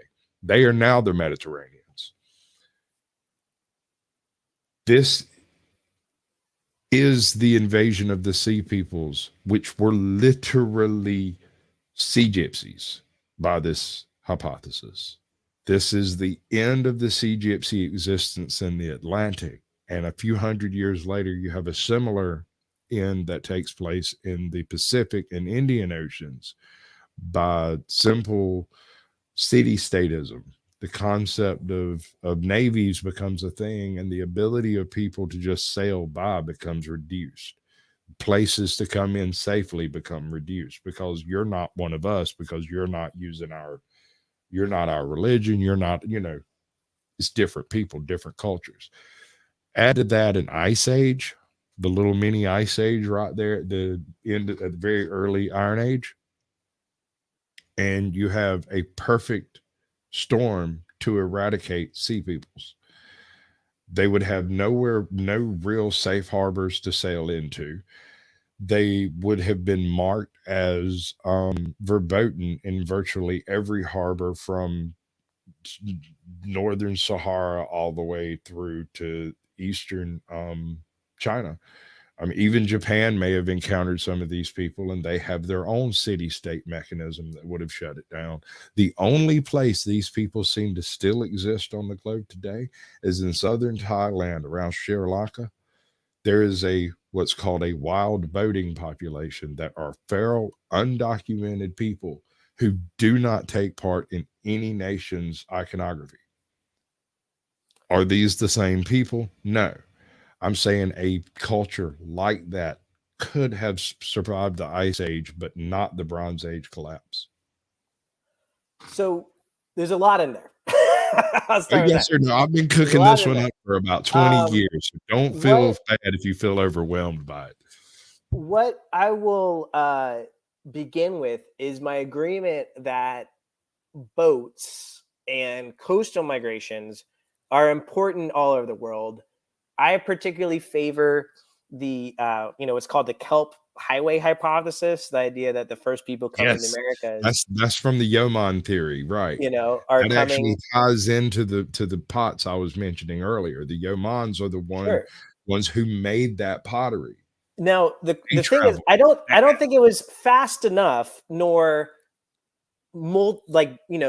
bi-directional enough to mean that like people in like Peru were having contact with people. No.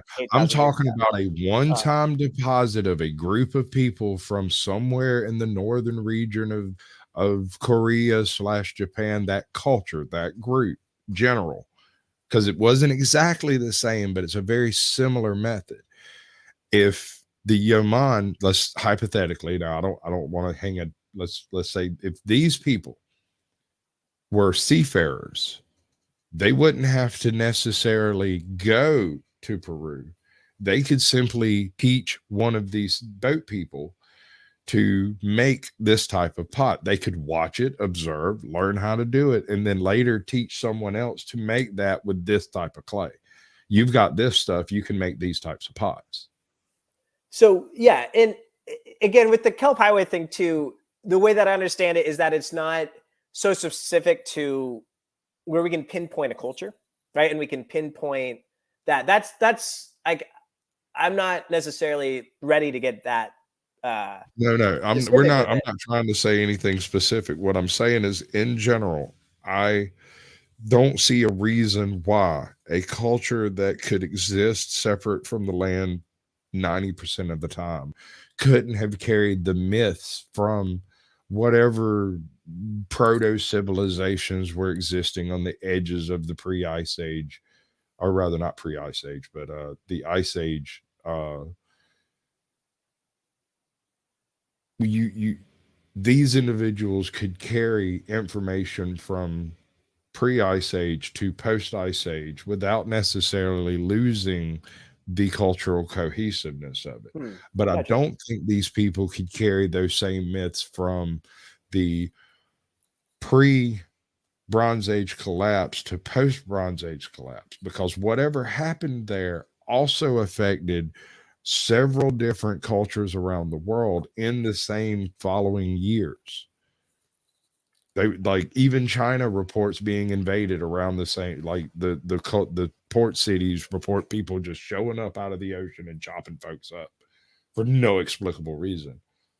Yeah, again, like I'm trying to find.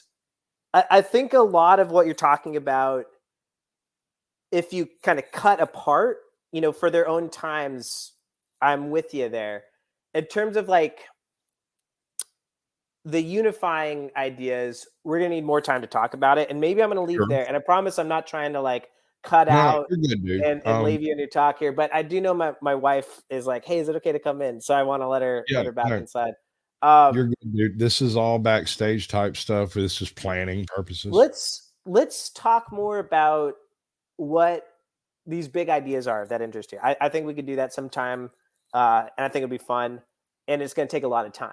That's the other thing is I'm like, oh man, like there's a lot to say here, and I don't have the time to say it. So every After Dark and almost every show I do, whether it's my own put together thing that I do by myself, or I've got other people coming up on panel, you're welcome to come in and have a chit chat with anybody that shows up. For sure. Okay. Well, hey man, again, I'm just looking at my text. Yeah, much love, brother. I appreciate you coming in. It's been tons of fun. That was a great show. Yeah, thanks again, and have a good weekend. Okay. Absolutely, bud. You too. You have a great one. Bye. Bye. All right, folks. So now what do we do, fearless leader? This is the bit about. All right, this is Ancient Architects. He does really amazing work. It's not always terribly coherent, but it's always beautiful. I think I confused him quite a bit. That's one problem in dealing with experts is sometimes they don't like commenting on things that they're not educated in. So please subscribe now to get the latest ancient history news and independent research from around the world.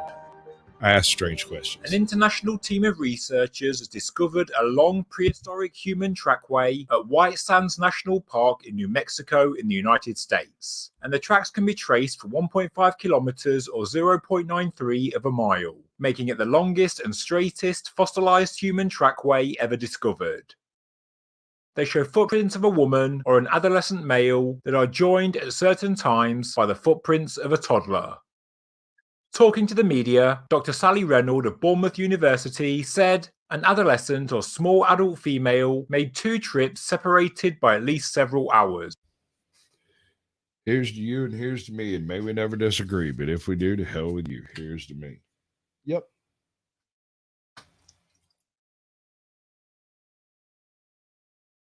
Oh, I got to ask questions. All right. So I'm going to be doing this Xterra up as a minion.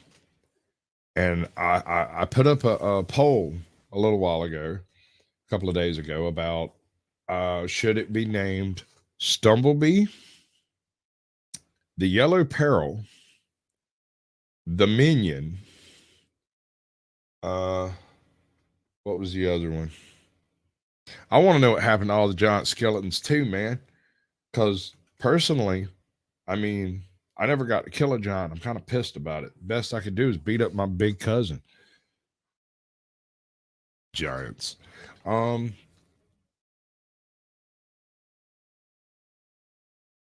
Boat, I think was the other one. The Sad Banana, something like that. Anyway, so what I decided is, and it was my pops that gave me this idea, and I absolutely love it, right? I'm going to sit down with some like friction tape, that traction tape you put on stairwells and stuff. Stick to anything. Stick to the sun if you can get it to go to it. And I'm going to use that to outline my grill into minion colors to make everything the right color for the minion, because the body of the truck will do the rest for me. It already looks like a sad minion. All I got to do is put some details on it to kind of spruce up to strengthen the resemblance. But here's here's the lore, right? His name is Stumblebee, and he's a minion. But at night, he is the Yellow Peril. I'm gonna get some like glow in the dark tape to put in with the colored tape, and it's gonna be the same color glow in the dark tape. It's gonna be great or horrible. It might be horrible. I'm gonna totally redo the thing in various forms of traction tape. It's gonna be great or horrible. And I did a stupid short earlier. It was all of 10 seconds. I was sitting here looking through stupid Xterra videos because I have one. And I come across this dude who put a solar panel in his Xterra, and I was like, that's pretty cool. Completely useless, but pretty cool. The way he did it, it fit snug against it, and the roof rack was still above it, and it still had use of the roof rack. It was great. It was a very well done video. I'm gonna see if I can get that dude in.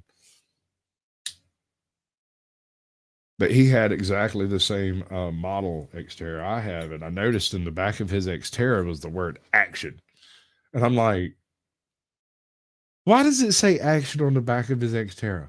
And I jumped up and ran out there and looked, and it says action on the back of my Xterra. And I'm like, action already installed. All right. No extra effort needed. Completely free balling it now. All I got to do is replace the struts in that thing. I think we're good. If it's leaking oil, I haven't found it. If it's burning oil, I haven't noticed. The terracotta warriors in China. All right. Now, I haven't read up on this in probably 2 years, but I don't think it's changed much. Now, as I understand it, they've come to the conclusion that the terracotta warriors were made in multiple different factories over the course of about 25 years. That apparently the making of these things came into style for a period, became very, very popular for a while, and then went out of style, and that the burial of Shanzu, not Sun Tzu, but Shangxi, Xingwei. I can't remember. Anyway, I probably just cussed in Mandarin like 19 times, but anyway, that during the reign of this particular ruler, there were a lot of people who were unemployed and hungry, and he basically financed the foundries and stuff to make these things, to employ people, to feed people for things that they did. And this was sort of his way of giving back to the community after having ruled them for 96 years or whatever. I can't remember the specific details.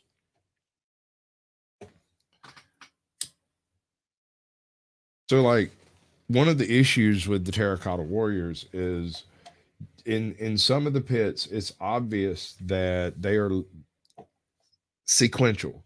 Like, you can see the progression in the molding of the various warriors. Some things are very standardized, like your standard spearman body, they're all the same. Whereas other things are extremely individual. You have the people who, the faces on 90 some odd percent are all unique. They were modeled on people, apparently. It might even be possible. Oh, wow. What's up, bud? I can see you. All right. You missed my guess, man. I was hoping you was going to come in and give him an old Jewish harangue, some of that Catholic working over. No. You know what? He wouldn't be a good target. He seemed too smart. Oh yeah, you don't like the smart ones. I don't like the smart ones. The smart ones get you.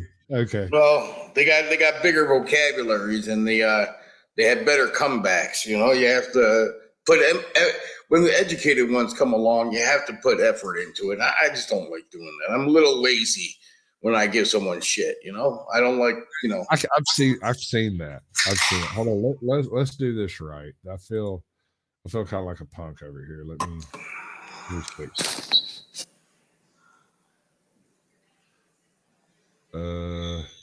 We'll go with the wormhole and kadoosh, and bam. Well, that's not right. That's not right at all. Bam. There we go. All right, bud. So what have you got going on in your channel type days? Have you gone through and you said you were gonna resort your stuff? Yeah, I'm looking for. I've gone over my material, and in the back of my head, I always planned to do it this way. So I gathered all this information over the last 2 years, a year and a half. Evidence. You use the proper term; it'll help in the future. You've gathered the all evidence. Well, of how how the Cobb County local government has obstructed justice. Join us, Snark. Come on. Because as you saw in my videos, I went all the way up to the top of Randy Crater, who's the director of public safety. So he's the head of the school police. He's the head of the sheriff's office. He's the head of the fire department. Everyone. Since the beginning, I found you in one of the live chats when live chat first kind of started being a thing among the First Amendment groups. Mm-hmm. And I found you in a live chat. Your channel name was U.S. Constitution Auditing Transparency, something else. And I was like, you came into the chat and you were like, look, I've got a problem in Atlanta and I need more subs. I said, that's not going to work, brother. You're going to have to do it a little more subtly than that. And it kind of pissed you off. And it was a good thing it did, because you got smart with me, which I found very clever. You hit me with a couple of good zingers, and I was like, oh yeah, we're going to be friends. And at first you were kind of standoffish with me, because that's how we met, was talking a little shit back and forth in comments, live stream specifically. Mm-hmm. Yeah, I mean, you've got me. You've given me some credibility out there, where Dude, I might have turned some people off. You've panned it out and sorted it out to give them a better perspective on what I'm doing. They don't understand what they're listening to, brother. That's the thing, is they hear you talk to them and they think that you're angry with them, just like I told you. Because I asked you, remember the very first time we met, I was like, dude, are you pissed at me for some reason? And you're like, no, why? Okay, so you just sound that way. All right, fine. We can work with that. It's just we have to understand this, because I'm pretty sure if you became angry, I would know, right? It gets worse, I suppose. I scare people quite quickly. Oh, I just have that. I just have that kind of stance. You remind me of an angry Danny DeVito, and it frightens me. Yeah, it turns a lot of. I guess it's supposed to. I get very direct and very. My words get very clear. Where I'm normally like a sloppy talker, but if I'm angry, I get very focused and pinpointed. That last live stream you did when you went to the was that the sheriff's department? Yeah. You're in there and they come in there and tell you that you need to leave right now. When those words came out of his mouth, I typed in chat immediately, you should stand up and leave immediately. But you talked your way right through the middle of all that shit, dude. You filmed every bit of it and left on your own terms. And I infinite respect on that one, because I thought you were smoked. I thought you were fixing to go to jail. Yeah. And yeah. I don't know how to check this out. Truth be told, found a unicorn. Just posted a short. I actually have a cop that knows all 5 First Amendments and didn't know I had the video. Hey, I think we all need to take a look at that last one. Oh God, I can't remember her name. I know Joe Cool put it up. I know Lackluster put it up. She's like the Magic Kitten Auditor, or Pink Camera Magic. Say it again. Pink Camera Magic. Yes. Oh my God, where they did the deposition of the sheriff, the deputy sheriff. Oh my God. That is the most gorgeous. Oh, dude. What the How fuck? many morons can you fit in a uniform? That's insane. I mean, what they just showed us was exactly how these police act and think. Yeah, no, AJOT's been with she's been with Pink Camera Magic. No, there's a lot of I got smoked up on a stream the other day. I was a guest on somebody's panel, and they realized that most of my content involves amendments, whether it's first, second, fourth, fifth, whatever. I'm an activist for amendments. I promote anybody willing to protect my amendments. I'm a very big personal liberty person, right? And he finds this out and he's like, look, man, my father was a cop. My brother was a cop. My uncle's a cop. And I'm like, okay, so I get it. You're loyal to your people. I understand. He's like, these people have it hard enough already trying to go out and protect and serve while not having some asshole with a camera come up and stick it in his face. And I said, why is a camera a problem? Why does a camera matter? The camera is neither here nor there. You're not complaining about the camera. You're complaining about the person, because the camera is protected under the First Amendment. Provided you're in public, that's not the conversation we're having. Camera is not the concern, unless you're doing something wrong. Yeah, something nefarious. But the with that, I mean, that's great. You got the video with her, AJOT, and she seems like a really good person. She does seem nice. Like, yeah, she's a little pepper. She's a little hot pepper when she wants to be, but what we saw there, I mean, it reveals, what police are today. They know what to say, when to say it. They know they have qualified immunity. So if they say, "Oh, I don't remember," "Oh, I forgot," and "Oh, I didn't know that," I don't recall that at this time. Well, not recall doesn't bother me so much. Is when they say, after being in the police force for 20-something years, you say you don't know a law. The old guy was a bothersome issue because he seemed to think it was all funny that amendments had an issue, that any of this was a problem. He seemed to find it humorous that we were bringing it up in court. Right? Yeah. The chick terrifies me. She had no idea what the First Amendment was. Couldn't have told you any of the other amendments either. She was completely clueless, had no idea under what law she was operating in the first place. She was merely there as extra muscle to force someone into compliance. She had no other training. That was it.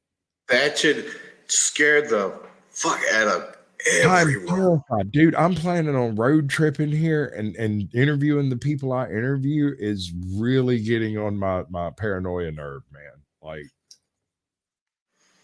it's hard, dude. Yeah. Yeah. So, like, I don't want to take my wife out into a world where I have to worry about somebody pulling me over because one of my tag lights went out. And then my ass gets beat down and thrown in a goddamn cell because I looked them straight in the face and went, "No, man, I don't answer questions." Yeah, and that's the thing. That's the thing. No. Because of recording, we see that this is, it would be one thing if it was like a one-time event, it just happened. But since recording has become readily available for everyone, and it gets exposed over and over. It's not one time. It's not two times. It's thousands of. There's only 19,000 police units in the United States. 19,000. There's over 19,000 incidents of police acting outside the law. Right. So that's more than one for every single department across the United States. So it's not uncommon behavior. This is not, so for someone, I don't know, it's frightening. It is frightening. For the average citizen, I mean, and these individuals don't just go out and violate your rights. Once they've done this, they have to protect themselves and others. And so they go further by creating a narrative by which you were a nuisance and you become a threat. And then you end up on a list and you have to get a lawyer and you have to defend yourself in court. And you have to be not willing to take the plea agreement. That is the only way any of this works. And anytime I come across a new auditor and I'm interviewing them, I look them straight in the face, a pre-show and after show if they're still around in the after dark. What's the name of your lawyer? And they go, what do you mean? And I go, you don't need to start auditing until you have the name and number of your lawyer memorized. Where when I ask you what's your lawyer's name, you say his name is such and such, and this is his personal number. Yeah. Preparation, boys. Preparation. That's what's going to get us through it. Actually, I had a lawyer call me about 2 weeks ago. Asking if he wanted to represent me. That was freaky. That was a cold call. Dude, all right, first of all, I have no legal training whatsoever. However, when my baby mama had a problem with her previous baby daddy, a different guy in a different state, and some question as to the possession of a given infant came into question, we went to a lawyer. The mama hired a lawyer, and the lawyer sat in there and talked to the mama while I got the key to the law library for Alabama. And I went and sat down and specifically went and found case law that quoted specifically why this child could not stay in Alabama, because the father is deceased and the mother is alive, and the child was born in Georgia and not in Alabama, has not been here 6 months, has not been naturalized as a citizen, and cannot therefore be left in Alabama under the auspices of the Alabama ward. And this whole case goes down in about 45 minutes. And when we got to the point where the lawyers had kind of talked to the judge for a minute about their final little things. And then her lawyer says, I do have one last thing I want to point out. Can you say that thing you said? And I stood up and repeated specifically verbatim. I can't remember it right now, but I just read it at the time. And I stood up and was like, well, such and such a case, 1946, such and such a case, 1929, such and such a case, 1973, such and such a case, right on through the freaking book, because I just read it. And the judge sat there and looked at me and went, and looked at the check next to him and said, all right. They took a few minutes by themselves. They had a conversation, come back, bam, send the kid back to Georgia. Never any further questions asked. But that's one thing I'm really good at, is sitting down with written word and parsing out pertinent information. Yeah, well, yeah, I mean, you got to get Tendar. very, very strict. You ain't got to be a previous guest to come up. It's just that previous guests get preferred treatment. So if I end up filling up all 10 or 12 of the slots I have, and somebody has to be dropped, non-previous guests get dropped first, unless some particular previous guest is being a particular asshole, and then we'll discuss it individually.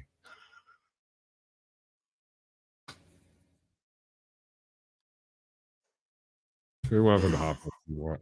I ain't got a whole lot planned for this whole thing. We got about another 10 minutes. I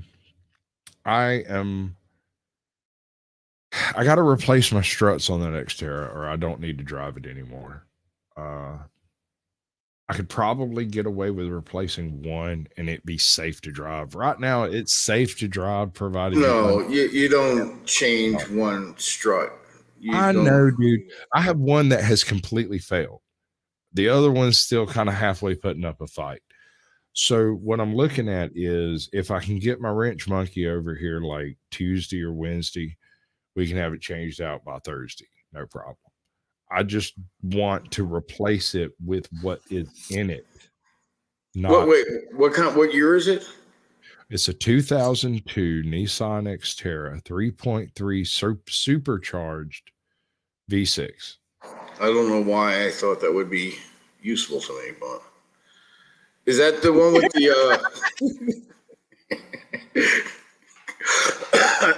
Okay, it's a big little Bumblebee with 4-wheel drive.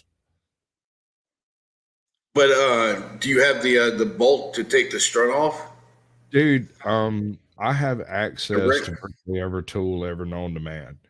Now, given the choice, though, I will give somebody $100, $150 to do this, but it's going to cost me about $250 to get quality stock replacements.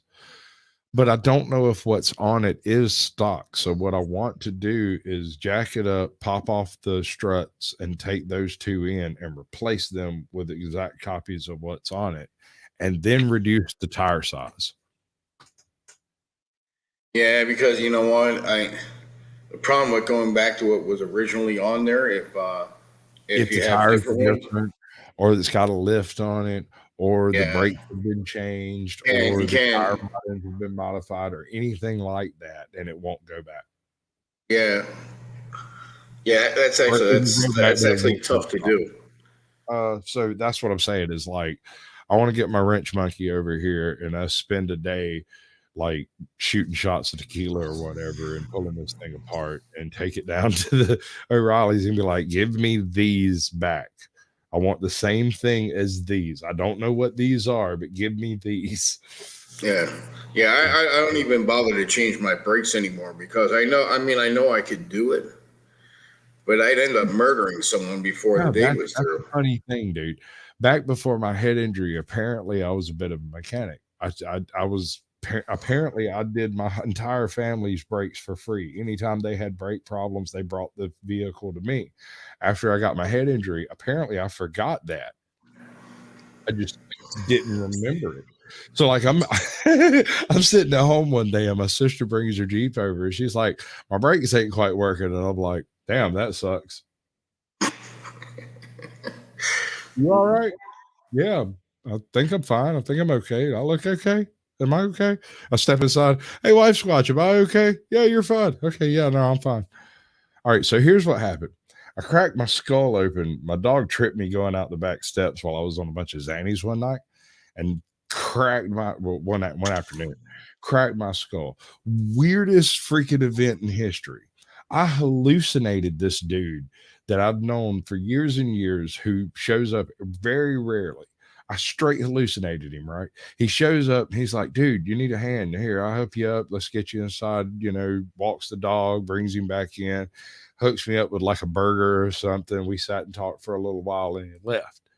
And then some other people showed up, my wife and kids and baby mama and stuff. And it's all very surreal in my memory because I was trying to explain to them that I needed to go to the hospital. I even had a note that either I or this hallucinated figure had written, and it was like 2 days before I got around to handing my wife this freaking note, right? I keep finding it. I'm like, oh, I'm supposed to give this to you. And anyway, so I end up going to the hospital a few days later. They're like, yeah, you had a really nasty concussion. It seems to be healing on its own. There's not much we can do about it anymore. Give us $2,000. I gave them $2,000 because, concussion. And I went home and eventually got over it. But two things came out of this. One, for some reason, I was able to quit all of the drugs I was on. And I stopped having nightmares. That was the last day. And it turns out, I found out like a couple of years later, I didn't hallucinate Edwin showing up. He was actually in town that day because his mom had been sick and he came by to check on her. Because, that's what people from the West Coast do when their mom is sick, I suppose. He literally flew in to come check on his mom for an afternoon. She lives right down the road. He come and hung out with me for a couple of hours and then had to leave to go catch his flight back to the West Coast. So it wasn't a hallucination. He was actually there and he wrote that note, because that was always the biggest mystery, is the fact that the note is not in my handwriting. You tried to convince me that I didn't meet Edwin, that he didn't write this note, and that I did this. That's not my handwriting. That's nice. That's nice. That's you find out later that, oh my God, it wasn't a hallucination. I'm not going crazy, huh? Dude, they had convinced me, because Edwin hadn't been around in years. You know what I'm saying? It's been like 3-4 years since he come home, and here in the middle of this dry spell of no Edwin is me saying, look, no, I talked to Edwin the other day. He showed up at the freaking house, carried me inside after I bumped my head, and told me everything was going to be all right, gave me a hamburger. And he's like, no, dude, I totally came in from Wendy's, wanted to get something to eat, and found you laying on the back porch. I was like, he's like, Champ was laying down next to you, just as cool as he could be. A last memory I have before that injury is my dog barked at me because he needed to walk, and I hooked him up to the leash, opened the door, stepped out the door, and that was my last conscious memory. Everything before that moment is behind a weird gray haze that I can't quite think through. But the information is still available. Everything I ever read, all of the movies that I saw, all of that stuff, when you talk about it and you bring it up, it springs fully formed from Zeus's forehead into my brain, and I can talk about it like I know something. Well, I told you about my Ambien story in the car battery, right? Oh my God, tell me that shit. I want to hear it. Well, I took an Ambien, and apparently I went outside. This was back when I lived in upstate New York. I went outside in my underwear and my t-shirt, changed my car battery, put a new, I took the old battery out, put a new battery in, went back inside, went back to bed. To this day, I don't know what I did with the old battery or where I got the new battery. And this was done in the middle. And this was done in the middle of the night. I did it in the middle of the night. All right, I have a Zanny zombie story of my very own. It was me being a Zanny zombie, and I have no conscious recollection of anything up until a given point. From a specific point forward, I remember everything. From before this point, I have no fucking clue what the hell I was doing driving. So I was kind of seeing this chick on the side over here, and she was some kind of weird Zanny queen, and I just had free Zannies around all the time, right? And I'm not a huge downer fan for the first part. I'm not a big fan of things that make me go to sleep. We're not doing this. I'll drink a cup of coffee, drink a Red Bull, something like that, right? Anyway, so I was taking the Xannies, so I wasn't taking as many of the opiates I was on at the time. And I was trying to quit opiates, and she was kind of helping me along this whole path. So it was part of a planned process. But in the process, I became addicted to Xanax.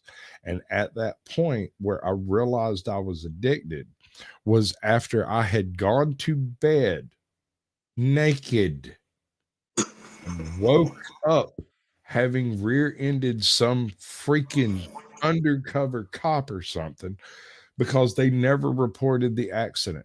They refused to take the report. It got picked up, carried away, fixed, and brought back to me with nobody ever mentioning a whole lot about what happened.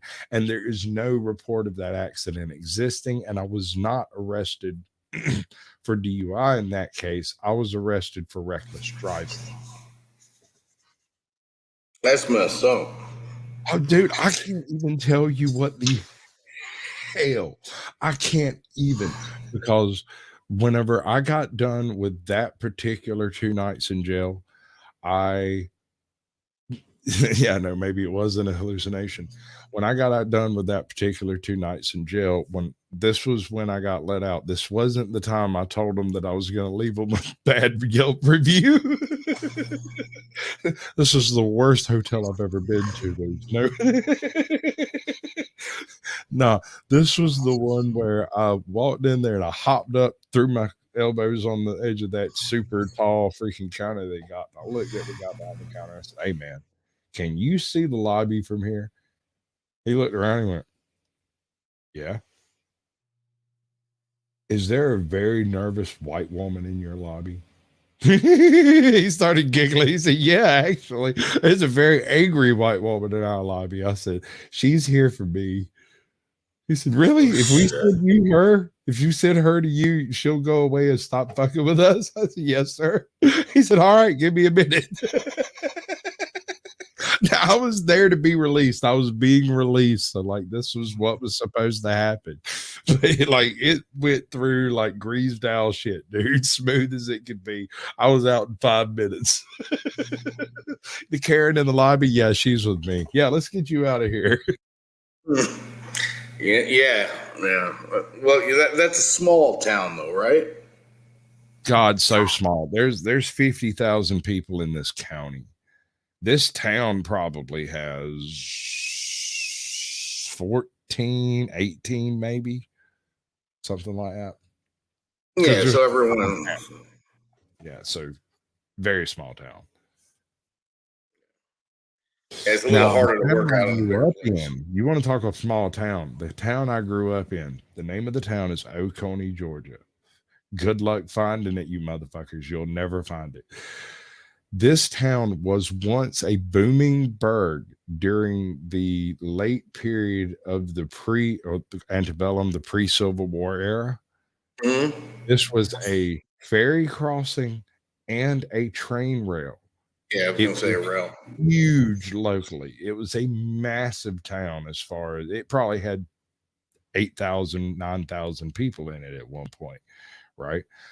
After the Civil War, the ownership of certain companies and stuff changed hands, and they were no longer willing to have the train stop there. And since the trains didn't stop and the depot shut down, all that's left is the repair facilities. And once they're gone, there's no reason to be there. Right now, this town has 541 people, average age of 67. All right, so that place has about 20 years left on it. I'm thinking about running for mayor. I'm serious. Why not? I could probably get a piece of property over there for 10 grand, keep it for the 90 days necessary, file for a mayor. And as far as I know, there is only one city official, and she occupies all positions. She'd probably love to help. We don't have to vote. You're fine. Here. You got it, dude. We used to have a cop, but now they just have an old what do they call decommissioned cop car that's parked down next to the store. It's been there since like 1993. If you need any weapons, the old police station has a shotgun behind. Yeah. No, dude, the police station burned down in the mid 80s. And the post office burned down in the mid 30s, and the old depot burned down back in the 20s. And actually, that event is actually kind of a historical thing. Back during the gangster 20s, right? There was a whole bunch of moonshine coming up out of this part of Georgia. The story goes that one of these folks holed up in there after some bank heist or moonshine run or something, and the local PD at this town found them and burned them out. They escaped by running out through the woods across the repair yard for the old train station that used to be there. And they hopped a hobo train out of town and left. That's the story. That's what I was told when I was growing up. That's why the depot was burned out, because the cops burned it down to get rid of some gangsters. That's something.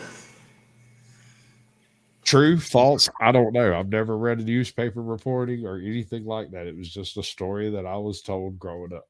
Anecdotal as well. I live close by where they film the fried green tomatoes. Right. And I mean, that town is kind of like, actually, I know where you live. You're right. You do. Yeah, I live close to it. I, I, Well, I think it's about 40 minutes away. But Yeah, that town's the same thing. Once the train stopped running there, it's just a few houses on a corner, Right. you know. And other than that, the movie gave it a little pickup, but the movie's 30 years old now. So yeah, it is. I'm fixing to end the stream. You don't have to go anywhere. I'm going to throw a TV show on over here and start drinking heavily. I've only been drinking lightly to this point. If anybody out there with less than savory ideas want to join in, they're welcome. I'm going to do this whole play out thing right quick. You got anything you want to tell everybody? No, I got nothing. All right, bud. I'm going to do this thing right here. Which one? That one? No. That one. How about this one? Sorry. Good news, though. We're going to have some empty party somewhere a little That's bit not more supposed private. to be But there. you're all invited. This is terrible. Lorenzo It's will not give you the working. I hate it. details. Who are you people? Yeah!